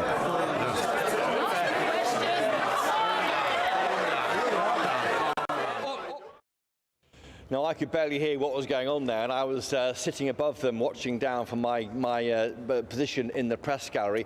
The MPs may have been shouting because he used his question to answer the claim by the MP for Rugby, Labour MP, about an attack on the NHS. But indeed, I think it shows to me he won't mind being shouted down by Labour MPs. That suits, I think, the reform agenda, the insurgency agenda against the established parties. But it just shows to me how Labour is now worried about reform, not just the Conservative Party. Really, really interesting stuff there, Chris Hope. Thanks for joining us live from Westminster Hall. OK, well, let's get the thoughts now of Chief Political Correspondent at The Times, Aubrey Allegretti. Aubrey, I do want to talk to you a little bit about these local elections. So we're hearing now that more than 5 million people will have lost their chance to vote this year. Lots of concern that this is democracy denied. Yeah, certainly. So the government's been speaking for months now about effectively trying to unitarise sort of two groups of local authorities to avoid duplication of work, so that you basically bring together county councils and district councils, and they've had to make a slightly uncomfortable decision today about which district councils won't be able to sort of have elections in the spring. Now, local elections are usually used as a really key barometer by journalists to be able to test the mood of the country against the government of the day. And you'll remember that under Boris Johnson, certainly, it sort of contributed to that constant drip, drip, drip feel that, support was ebbing away from the Conservatives. And Labour are facing a really uphill battle here. We've seen from the national opinion polls that they're, in some cases, tying with reform, that the Conservatives are also sort of level pegging, and that support for Keir Starmer and the Labour Party in the opinion polls is quite low. So there are questions about why they've decided to take this move, but they say it's just to avoid a duplication of resources. Now, we do have a map of the local election areas for this May. And this is interesting because this could have some pretty profound consequences, particularly for the Reform Party. If we look at the whole map here, the areas that now won't be having elections: East Sussex, Essex, Hampshire, the Isle of Wight, Norfolk, Suffolk, Surrey, Thurrock and West Sussex, all areas, frankly, where the Reform Party is doing relatively well. Might this artificially dampen down the projected national vote share that the Reform Party might get? Quite possibly, yeah. I mean, looking at that map's really interesting because you can see the areas of the country, particularly sort of coastal regions, where those elections have been called off. And Nigel Farage has been crying foul about this for weeks, suggesting that it's an attempt to deprive people of their right to vote and also deny reform a chance to sort of prove its mettle and start embedding itself at a much more sort of grassroots local level. They obviously got a very significant share of the vote at the general election nationally, but they only picked up 5 MPs, so they're still a relatively small voice in Parliament. They'd have a much greater power if they could start picking up councillors in local authorities across the country. And there are, I should say, areas where actually councils asked for these elections to be delayed and the government stepped in and said, no, we don't think that's right for you. But actually, it looks as though this isn't necessarily going to hurt the Labour Party the most. The areas that will probably be saved and were due to be elected this year were mostly sort of Conservative held. So you don't think this is an attempt by Labour to avoid any electoral humiliation? Well, I mean, it's clear that they are going to have a very difficult set of local elections on polling day in the spring, but I think there are a sort of strong counter-arguments as to why Labour can say they're legitimately trying to do this, but questions will, of course, be asked about how they do it, how they phase it in. It's a long time to wait, isn't it, to vote? It certainly is. It's a long time to wait. I mean, if I was in one of these areas, I think I'd be quite angry, actually. Although I suppose we did see elections delayed. I mean, the Mayor of London election was delayed by a year during COVID. We have seen the delay of elections before. Just a very, very quick last question. Will this COVID question of the Prime Minister, now a police investigation being called for by the Leader of the Opposition, there are some questions to answer here for the Prime Minister. I think it's still got some way to run. And I mean, you speak to Labour MPs, they say, we don't think this has quite caught the sort of national attention yet. And they liken it to the claims that Keir Starmer faced with beer gates. Do you remember when he was investigated by Durham Police? For which he almost resigned. Yeah, although, again, the police did investigate in that case and concluded that they didn't think he'd done anything sufficiently wrong to sort of charge him. So, actually, they think that this is a sort of flash-in-the-pan story that will go away. But if he couldn't answer that very simple question in the House of Commons, which, of course, came from Gaga Mahindra, not from the Leader of the Opposition, about could he guarantee that he hadn't broken any COVID rules. He has made that guarantee before on camera to broadcasters just outside a foreign summit. So why couldn't he make the same commitment on the floor of the House of Commons? It's kind of creating those small pockets of doubt which are just making a rod for number 10 saying back. And what's really important about the dispatch box from the House of Commons is if you've misled the House, that's what did for Boris Johnson with the Privileges Committee looking into that particular statement. Of course, yeah, there was a famous question, I think, from Catherine West, who very specifically asked Boris Johnson about any potential breaches of COVID lockdown rules, which he categorically denied. And it was that then became the impediment to him being able to wriggle out of it by effectively being looked at by the Privileges Committee for lying to Parliament or contempt of Parliament. Interesting to see why the Prime Minister might be avoiding that specific form of words. Aubrey Allegretti, thanks so much for joining us here live in the studio. Yeah, and do get your thoughts in about these delayed local elections. Will you be affected? How do you feel about it? How do you feel about it? Anyway, in other news, President Donald Trump, well, he's declared the US will take over and redevelop the Gaza Strip, suggesting an unprecedented American role in rebuilding the war-torn region. The US will take over the Gaza Strip, and we will do a job with it, too. We'll own it. Well, we're joined now by the Professor of US Foreign and Security Policy, David Dunn. David, what's fascinating to me about this clip is it isn't off the cuff. He's clearly looking down. He's clearly reading. This is potentially actually US policy. Well, it's a US policy if President Trump says so, but it's also massively ill-considered, most likely illegal in terms of actually the US has no status in Palestine and the forceful movement of a population is ethnic cleansing, so that's illegal too. It's unworkable in terms of the practical aspects of every part of this suggestion, and it's destabilizing to the fragile peace in the Middle East because it stokes Arab fears and Israeli fantasies. So it's a particularly unhelpful thing to say. And what's happened here is that he's had a meeting with Netanyahu. Netanyahu has expressed his wish list, and Trump has parroted that without giving it much process or thought. I mean, is there any way in which that this is actually Donald Trump trying to act quite strategically and trying to ensure that both parties stick to some kind of ceasefire agreement that's currently in place? Well, it's more likely to undermine the ceasefire by actually suggesting the idea that the Palestinians will be dispossessed from their homeland in favour of the views of the Israeli right, who want to redevelop it as beachfront territory for Israeli citizens. So it's actually. But he hasn't said that it's going to be for Israeli citizens, has he? He said that Palestinians will live there. He said that Palestinians will move and live in nice houses and things like this, hasn't he? But not all 2 million. He talked about an international population as part of a new, somehow, an American state, an American-run polity. And he wants to actually remove the Palestinians to either Jordan or Egypt or somewhere else, and they're not having that. And the Palestinians will not move. They are defenders of their territory. They're fiercely nationalistic. David, there's no obvious answer to how Gaza is rebuilt, though, is there?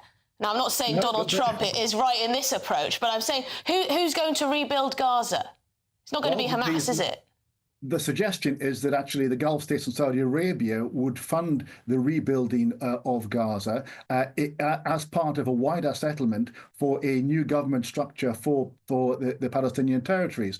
And that is a million miles away from this fantasy that Trump's come up with that actually breaks with all international consensus and US policy of 80 years. Yeah, OK, well, David Dunn, thanks so much for talking through what is a bizarre twist in American foreign policy there. Thanks for joining us. Well, in other news, we're giving you 2 chances to win in our latest Great British giveaway. We have 2 amazing prize bundles to be won, and they each contain a brand new iPhone, £500 to spend in your favourite shop, and £10,000 in tax-free cash. Do you fancy your chance to be one of our 2 winners? Here's the details. The Great British Giveaway is officially 1 year old, and we have a birthday treat for you. We're giving you not 1, but 2 chances to win this month, with 2 prize bundles that include an incredible £10,000 in tax-free cash. But that's not all. You'll also get a brand new iPhone 16 and a £500 shopping voucher to spend at your favourite store. So why not be extra lucky this month? For a chance to win an iPhone, vouchers and £10,000 in cash, text cash to 63232. One entry costs £2 plus 1 standard network rate message, or text bonus to 63232. 5 entries cost £5 plus 1 standard network rate message. Go to gbnews.com/win. Entries start from just £2. Call 0903 681 3232. Calls cost £2 plus your network access charge, or post your name and number to GB11 PO Box 8690 Derby DE1 9TT. UK only. Entrance must be 18 or over. Lines close at 6 p.m. on the 7th of March. much. Please check the closing time if listening or watching on demand. Good luck.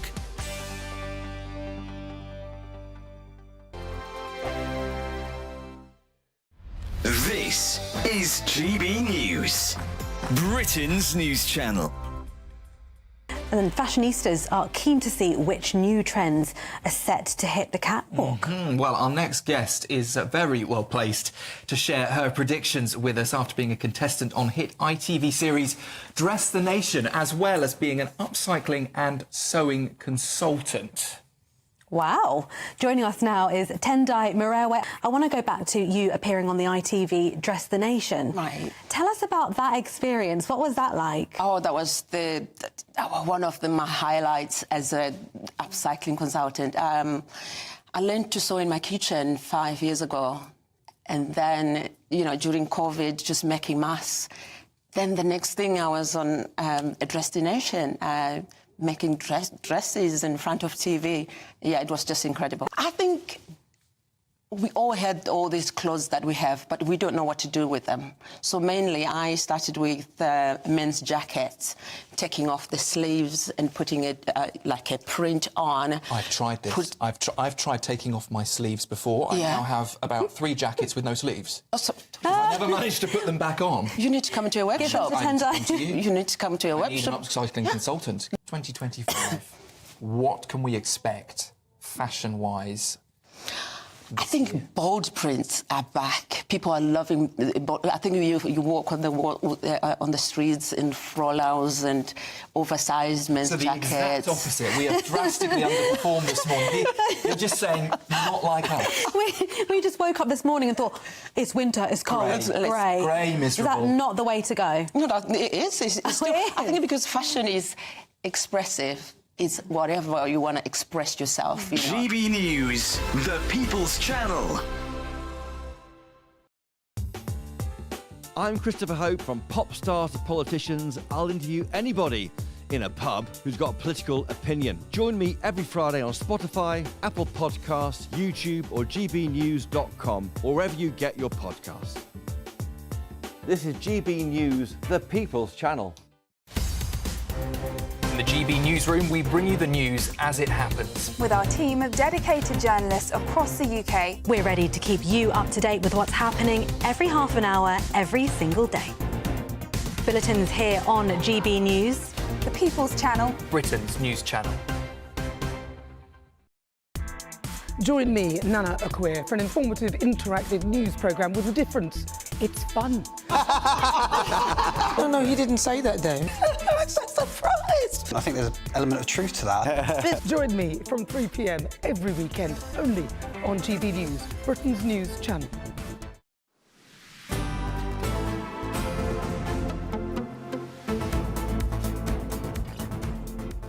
Good afternoon, Britain. It's 27 minutes past 2. Now, we need to note this. Akib Bhatti, the Shadow Minister for Culture, Media and Sport, has just asked a question to Safeguarding Minister Jess Phillips on grooming gangs. This live in the Commons moments ago. Let's have a listen.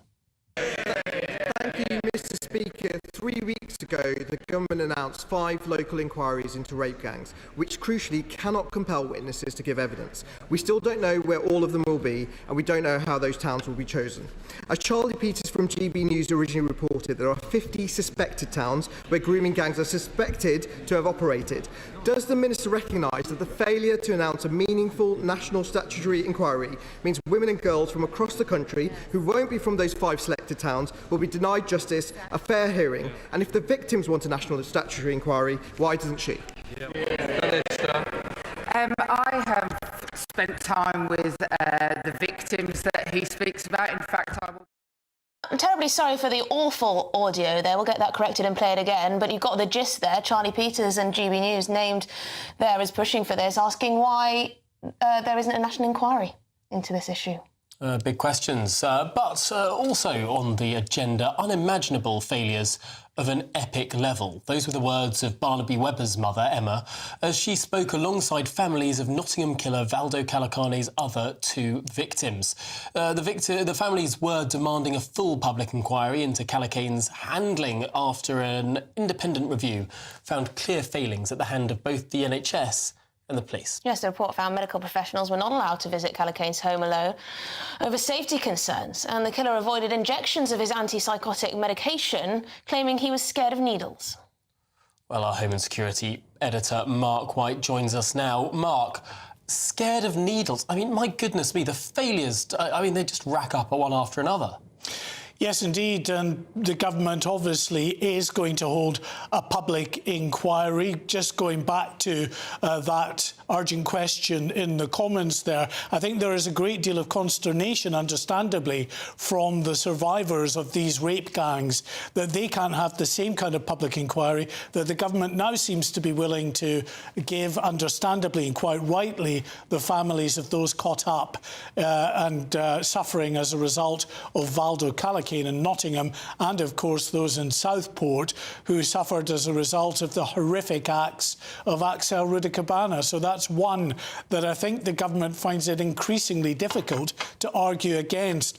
But as far as Valdo Callakane is concerned, this is just the latest report out now pointing to very significant failures in the way in which this individual was managed and treated in the community. His mental health was treated on the 4 occasions that he was sectioned under the Mental Health Act, but when he was back out in the community, he refused to take his medication, and it seems that the authorities just gave up on him. He wasn't in contact with any health worker, with any GP in the 9 months leading up to the killings in Nottingham. This is what Emma Webber said, the mother of one of the victims, Barnaby Webber.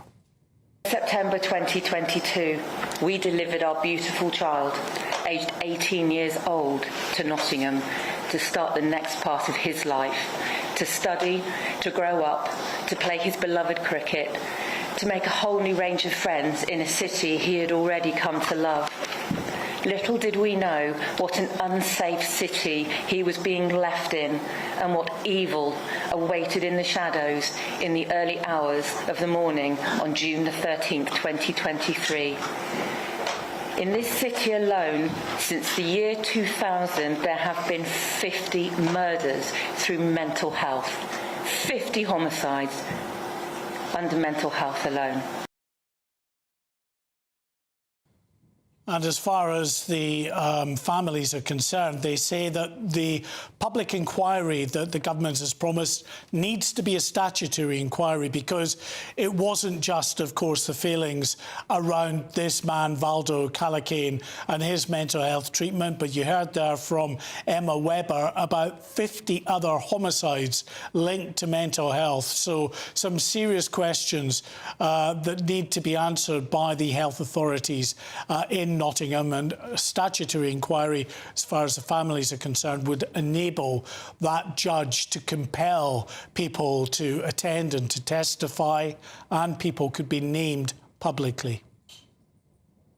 OK, well, Mark White, thanks very much for being on top of this for us. Of course, more from you throughout the day here on GB News. Well, this is Good Afternoon Britain on GB News. We've got lots more coming up on today's show, so do stick with us. Yes, this Chagos deal, it turns out, could be costing us £18 billion, according to the latest reports. We'll have more on that after this latest news headlines.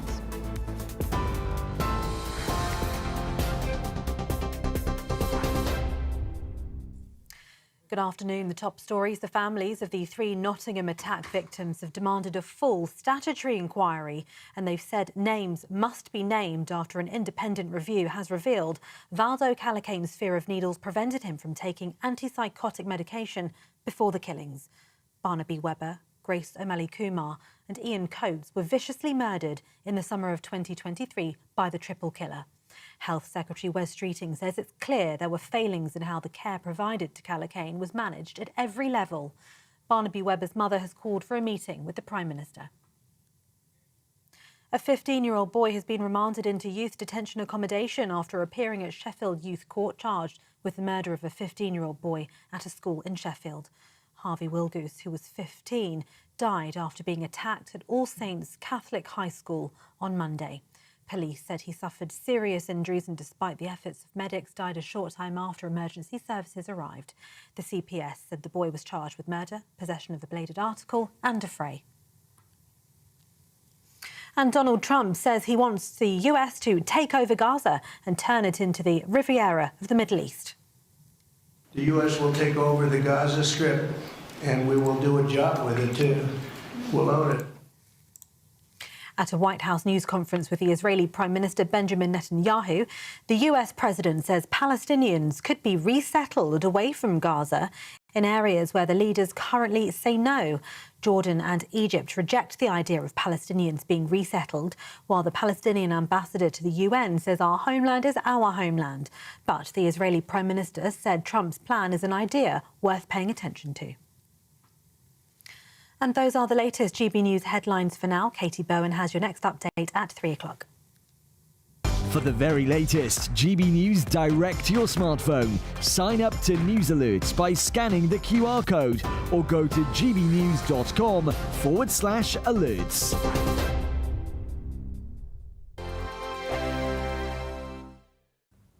Yes, it's time for your latest weather update from the Met Office here on GB News. Dry for the vast majority today. Quite a bit of hazy winter sunshine on offer as well. It's a little colder than yesterday, and certainly tonight there's going to be a frost forming, all thanks to this high pressure that's building in. The weather fronts that brought the rain yesterday, well, that's clearing away. It's a cold front, so it has introduced cooler air. It's not completely dry. There are a few showers drifting in on the breeze into western parts of Scotland, but most places will stay dry. Quite a lot of high cloud moving into England and Wales, so the sunshine will turn hazy. The sky's turning a little milky.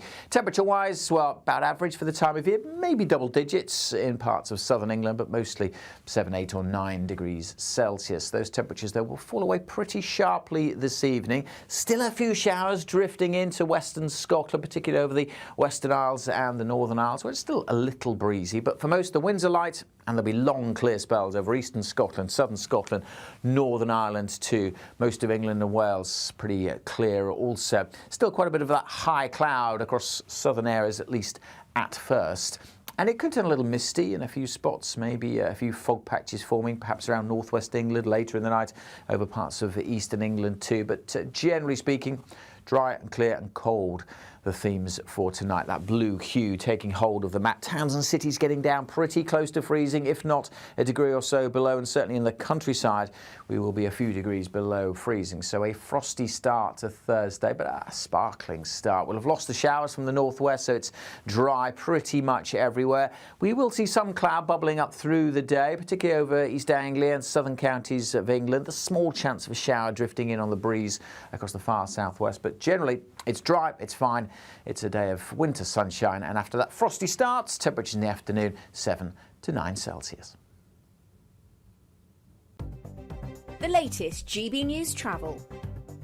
Good afternoon, I'm Russell Holding. In Perth and Kinross, the A989 is closed each way along Tay Street in Perth because of flooding. On the A1 in Edinburgh, there's a lane closed northbound on the Milton link at Brunston because of a gas leak causing queues. On the M62 in West Yorkshire, 2 lanes are closed westbound between junctions 23 and 22 from Huddersfield to Rishworth Moor after an accident. In Nottinghamshire, the A52 is closed westbound along the Clifton Boulevard from Wheatcroft Island to the A60 at Nottingham Night Island after an accident with delays on approaches to there. In the West Midlands, the A45 is partly blocked eastbound for an investigation on Coventry Road at Sheldon, causing delays. And there are a couple of closures in Gloucestershire, with the A419 closed each way along Swindon Road in Cirencester after an accident, and the A433 closed in both directions at Kemble for emergency repairs. And that's the latest. You can stay up to date throughout the day by visiting our website, gbnews.com.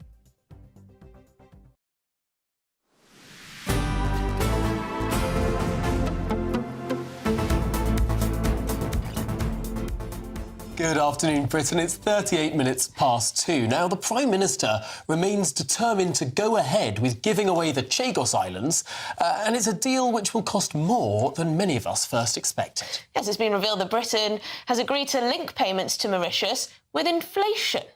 OK, this could raise those payments to £18 billion. Billion. Well, Sir Keir Starmer's deal, it all includes a plan for the UK to sign away the islands, but lease back the military base Diego Garcia at a reported cost of £90 million each year for 99 years. Right, OK. Well, pressure is mounting now on the Prime Minister from MPs and members of President Donald Trump's team as well over this agreement to give away the islands. But why has the Prime Minister got himself into this situation? It's incredibly complicated, but the Reform UK leader, Nigel Farage, asked an urgent question on this in Parliament a little earlier. Here's what he said. Jonathan Powell, our National Security Advisor, has been doing the rounds in Washington, and he's been telling everybody, including the new cabinet members, that this is necessary, that we have to give away the sovereignty of the Chagos Islands, and that in those circumstances, a negotiated 99-year lease is the best option. But of course, that's just not true, is it? It just isn't true at all. It doesn't stand. There is no legal basis on which we have to give away the sovereignty of the Chagos Islands. An advisory judgment from the ICC has no force of legal power whatsoever. Indeed, America disregard it so much, they're not even members of it. OK, we think he meant ICJ rather than ICC, yes? Yes, I think so. But let's get the legal detail now with the former Attorney-General for England and Wales, Michael Ellis. Michael, there seems to be a legal disagreement here over how binding this ICJ ruling really was. Well, the fact is that Nigel Farage is right about what he said in the House of Commons there. There's no doubt about it. This was an advisory ruling from the ICJ, the International Court of Justice. It strikes me as not only a bad deal that Labour are trying to sign up to here, trying to sign this country up to, it's historically bad. I mean, this is in the territory, Tom, of, you know, selling Alaska, which the Russians did in 1867 to America for sort of $7 million. Or, you know, the Dutch being able to buy the island of Manhattan for $24 in 1626, you know, or Louisiana, which the Americans bought from the French in 1803 for $15 million. This is historically bad. We are about to, if this government gets its way, we are about to relinquish sovereign British territory, and we're going to give people money in order to do that. What are we looking at the screen here, Michael? Well, what I think you're looking at there, I actually can't see what that is. Okay. We don't know what this is, right? That's fine. But it's probably it's probably some ancient arrangement that was made. One of those things that I was just talking. 1626. Ah, well, that actually that's the document that the Dutch explorers signed up to with the Native American tribe on the island of Manhattan in 1626, where they bought the island for $24 or the equivalent there. And now Manhattan is worth rather a lot more than $24. There's a serious point here, because these are historically bad deals. These are historically bad deals where now, you know, the loss is in the trillions. Here we are going to lose for this country a vital asset, a strategic asset, just as Alaska was a loss to the Russians, just as, you know, Louisiana was a loss to the French when they sold it for pittance. They literally sold it for beans. Here we are with I think, a deal that is historically bad. So this would be a humiliation if it does go ahead. Really would. What do you make of what Robert Jenrick has had to say? Now, he's looked into the people who are working on this deal. Well, I think Philip Sands KC, Starmer's lawyer mate, he says, and representing the British government, Lord Hermer, you know, previously worked for Gerry Adams, etc. Very much saying that there's all these sort of cosy relationships going on, that perhaps it's not the British interest that's the most important here. Well, I believe the Mauritian Prime Minister, who seems to know more, by the way, than the British House of Commons, he has announced apparently that that some of these people who are in matrix chambers have now been taken off this deal from the Mauritian side of things. Now, matrix chambers is that chambers where Philippe Sands, Keir Starmer, they all work together. And, 10 years. Lord Hermer. So the reality of the matter is, you know, this is actually quite a worrying situation. There's a lot of concern about why this is being signed up to. It's purely advisory. £18 billion. It's the equivalent of 12 years of winter fuel payments. But this is the curious point, because it seemed today at Prime Minister's Questions as if Sir Keir Starmer was saying there's legal uncertainty over the base now, and he is desperately trying to reach a deal so we can keep this base. He seems to believe that we're going to lose the base if a deal is not done. Is he right? No, he's not right. The fact of the matter is it's an advisory ruling. It's an opinion that is not enforceable by the International Court. We can ignore it, and we should ignore it as a country, and that's perfectly permissible, and it's what anybody else would do. If you were still Attorney General and the Prime Minister asked you this question, and you obviously signed off lots of legal opinions for previous Prime Ministers, what would you say to Keir Starmer today? I would say that we do not have to accept Mauritius's position. They have no legitimacy in history, in geography, or in law. This is an advisory ruling. Just like any piece of advice, you can take it or leave it. That's the difference between advice and an order. And, you know, if an English court of law says to you, I'm ordering you to do something, then you're compelled to do it. But if it's a piece of advice, you can take it or leave it. And that's what this is all about. So Nigel Farage is right. Look, £18 billion, why would you give someone £18 billion to take some of your land? What I can't get my head around is why on earth we're letting a little country like Mauritius, no offence to the Mauritians, beautiful place, bully us. Well, Emily, you're quite right. So much so that this £18 billion is the equivalent of the entire GDP of Mauritius for 1 year. We're going to give them their entire GDP for 1 year as a gift.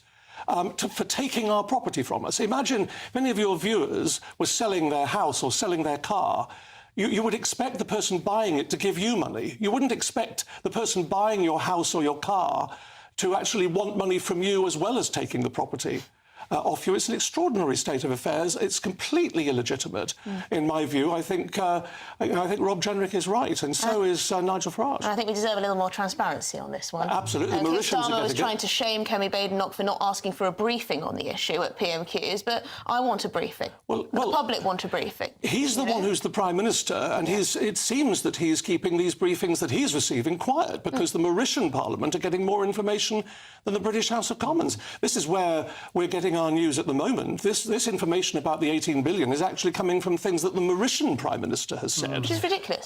Which is an absurd state of affairs. And it's a shockingly bad deal for Britain.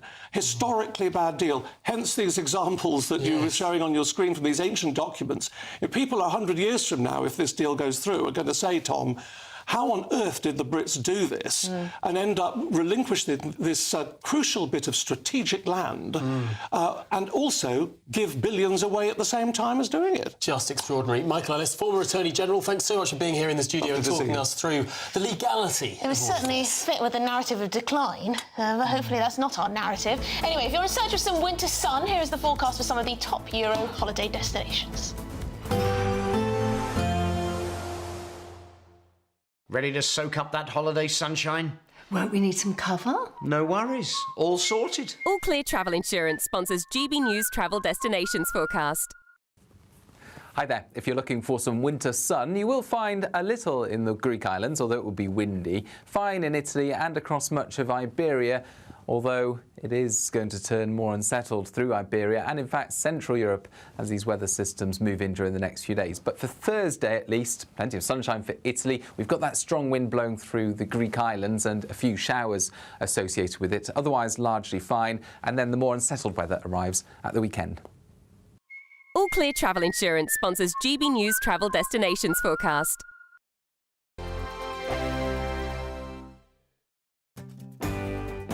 I'm Bev Turner. Thank you for joining us on GB News, the People's Channel, Britain's news channel. We're proud to be GB News, the People's Channel. And as you know, we always love to hear your views. Now, there's a new way of getting in touch with us at gbnews.com/your-say. By commenting, you can be part of a live conversation and join our GB News community. You can even talk to me, Bev Turner, or any of the members of the GB News family. GB News Breakfast, every day from 6 a.m. I'm really pleased to see this story. It's the news that bowel cancer screening, the age for that is going to be dropped from 60 to 50. And this is really, really important because bowel cancer is one of the biggest killers, and more people appear to be getting diagnosed with bowel cancer in their 50s.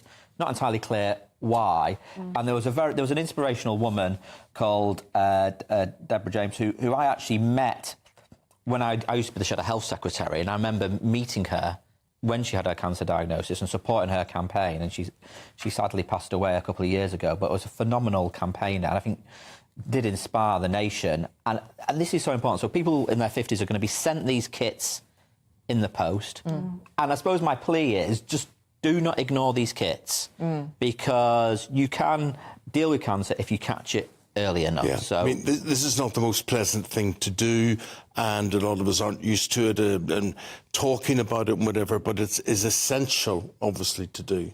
Yeah, I mean, absolutely. And the other reason I wanted to sort of flag this is, I mean, we can sometimes make ourselves sort of pretty miserable looking at the newspapers, but this is undoubtedly a good initiative that the government have done this, and that campaigners have persuaded the government to do this. So, look, I just want to plea to everybody watching, if you get one of these kits, use it. And, of course, I think it's really important within that to point out that this would not have helped Deborah, because Deborah was 40 when she died.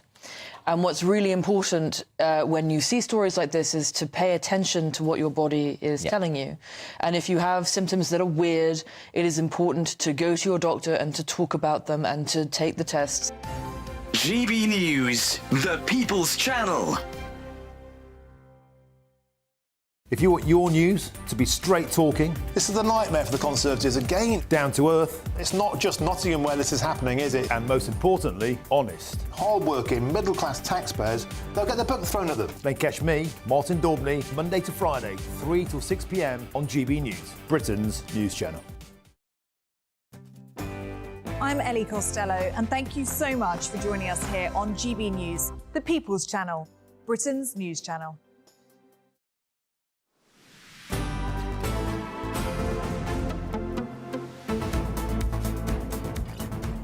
OK, good afternoon, Britain. It's 2:51, and we're going to end the show with a nice bit of royal news for you. Cameron Walker, our royal correspondent, is here to talk to us. Cameron, what is the King up to today? Hi, Emily. Well, I've just come back, actually, from accompanying the King in Hammersmith. He's been at the Polish Community Centre there. It was focal of a lot of press, actually, during post-Brexit, because it was attacked with some xenophobic graffiti. So the King was there helping them celebrate Polish culture within the United Kingdom. I spoke to the Polish ambassador to the UK, Piotr Wilczek, and he praised His Majesty's support. So take a listen. The King's support is very important. The King, as Prince of Wales, was in this Polish Cultural Centre exactly 15 years ago. So this is his second visit, and he remembers the centre very well, and he wanted to come back, to come again, because this is a hub for the Polish community. This centre was established in the 1960s, as it was established by many Polish organizations who sold their properties and built here in Hammersmith one big Polish cultural center. It's very diverse. It also serves the community. So His Majesty knows about that, and he really wanted to come here again. Yeah, the King met people from all walks of life, including a World War II veteran who he's met on several occasions. The last time was in Normandy last year for the 80th commemorations. He's 102 years old, Edmund, so the King enjoyed talking to him.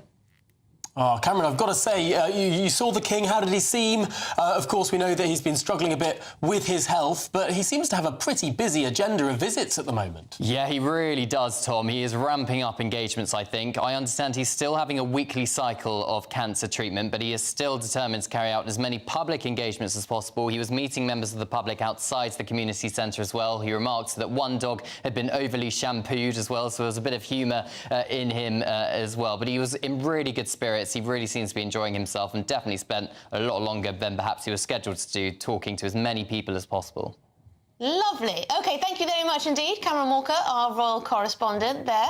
A good news update that the King is out and about doing his duties. Absolutely. But we want to end the show on one final bit of news, and that is, of course, that for 5 million people this May, perhaps they were expecting to go to the polls, they will now not be able to do so. This is, of course, going to affect coastal communities in the UK, in particular East Sussex, Essex, Hampshire, the Isle of Wight, Norfolk, Suffolk, Surrey, Thurrock and West Sussex. So that is the news today. Those areas no longer having local elections this year. And local elections are rather important, are they not? And they also can serve as an indicator of where the country is when it comes to the polling, which is probably one of the reasons Nigel Farage is so furious about this. And I understand he's going to be holding some kind of event about this a little bit later on. So you're going to stick around for that. Martin Daubney is up next. He'll be whisking you through all of the news.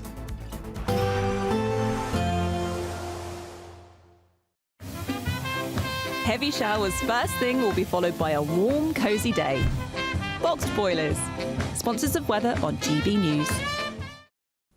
Yes, it's time for your latest weather update from the Met Office here on GB News. Dry for the vast majority today. Quite a bit of hazy winter sunshine on offer as well. It's a little colder than yesterday, and certainly tonight there's going to be a frost forming, all thanks to this high pressure that's building in. The weather fronts that brought the rain yesterday, well, that's clearing away. It's a cold front, so it has introduced cooler air.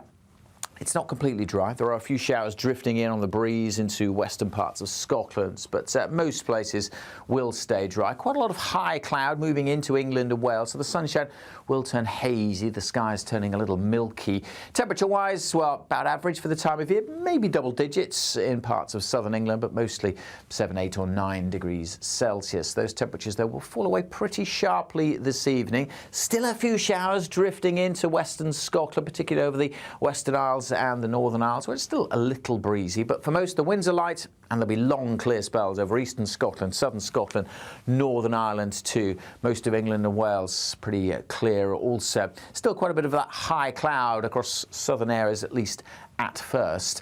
And it could turn a little misty in a few spots, maybe a few fog patches forming, perhaps around northwest England later in the night, over parts of eastern England too. But generally speaking, dry and clear and cold, the themes for tonight. That blue hue taking hold of the map. Towns and cities getting down pretty close to freezing, if not a degree or so below, and certainly in the countryside we will be a few degrees below freezing. So a frosty start to Thursday, but a sparkling start. We'll have lost the showers from the northwest, so it's dry pretty much everywhere. We will see some cloud bubbling up through the day, particularly over East Anglia and southern counties of England. The small chance of a shower drifting in on the breeze across the far southwest, but generally it's dry, it's fine. It's a day of winter sunshine, and after that frosty starts, temperatures in the afternoon 7 to 9 Celsius. Expect a warm front, moving from the kitchen right through to the rest of the house. Boxed boilers, sponsors of weather on GB News.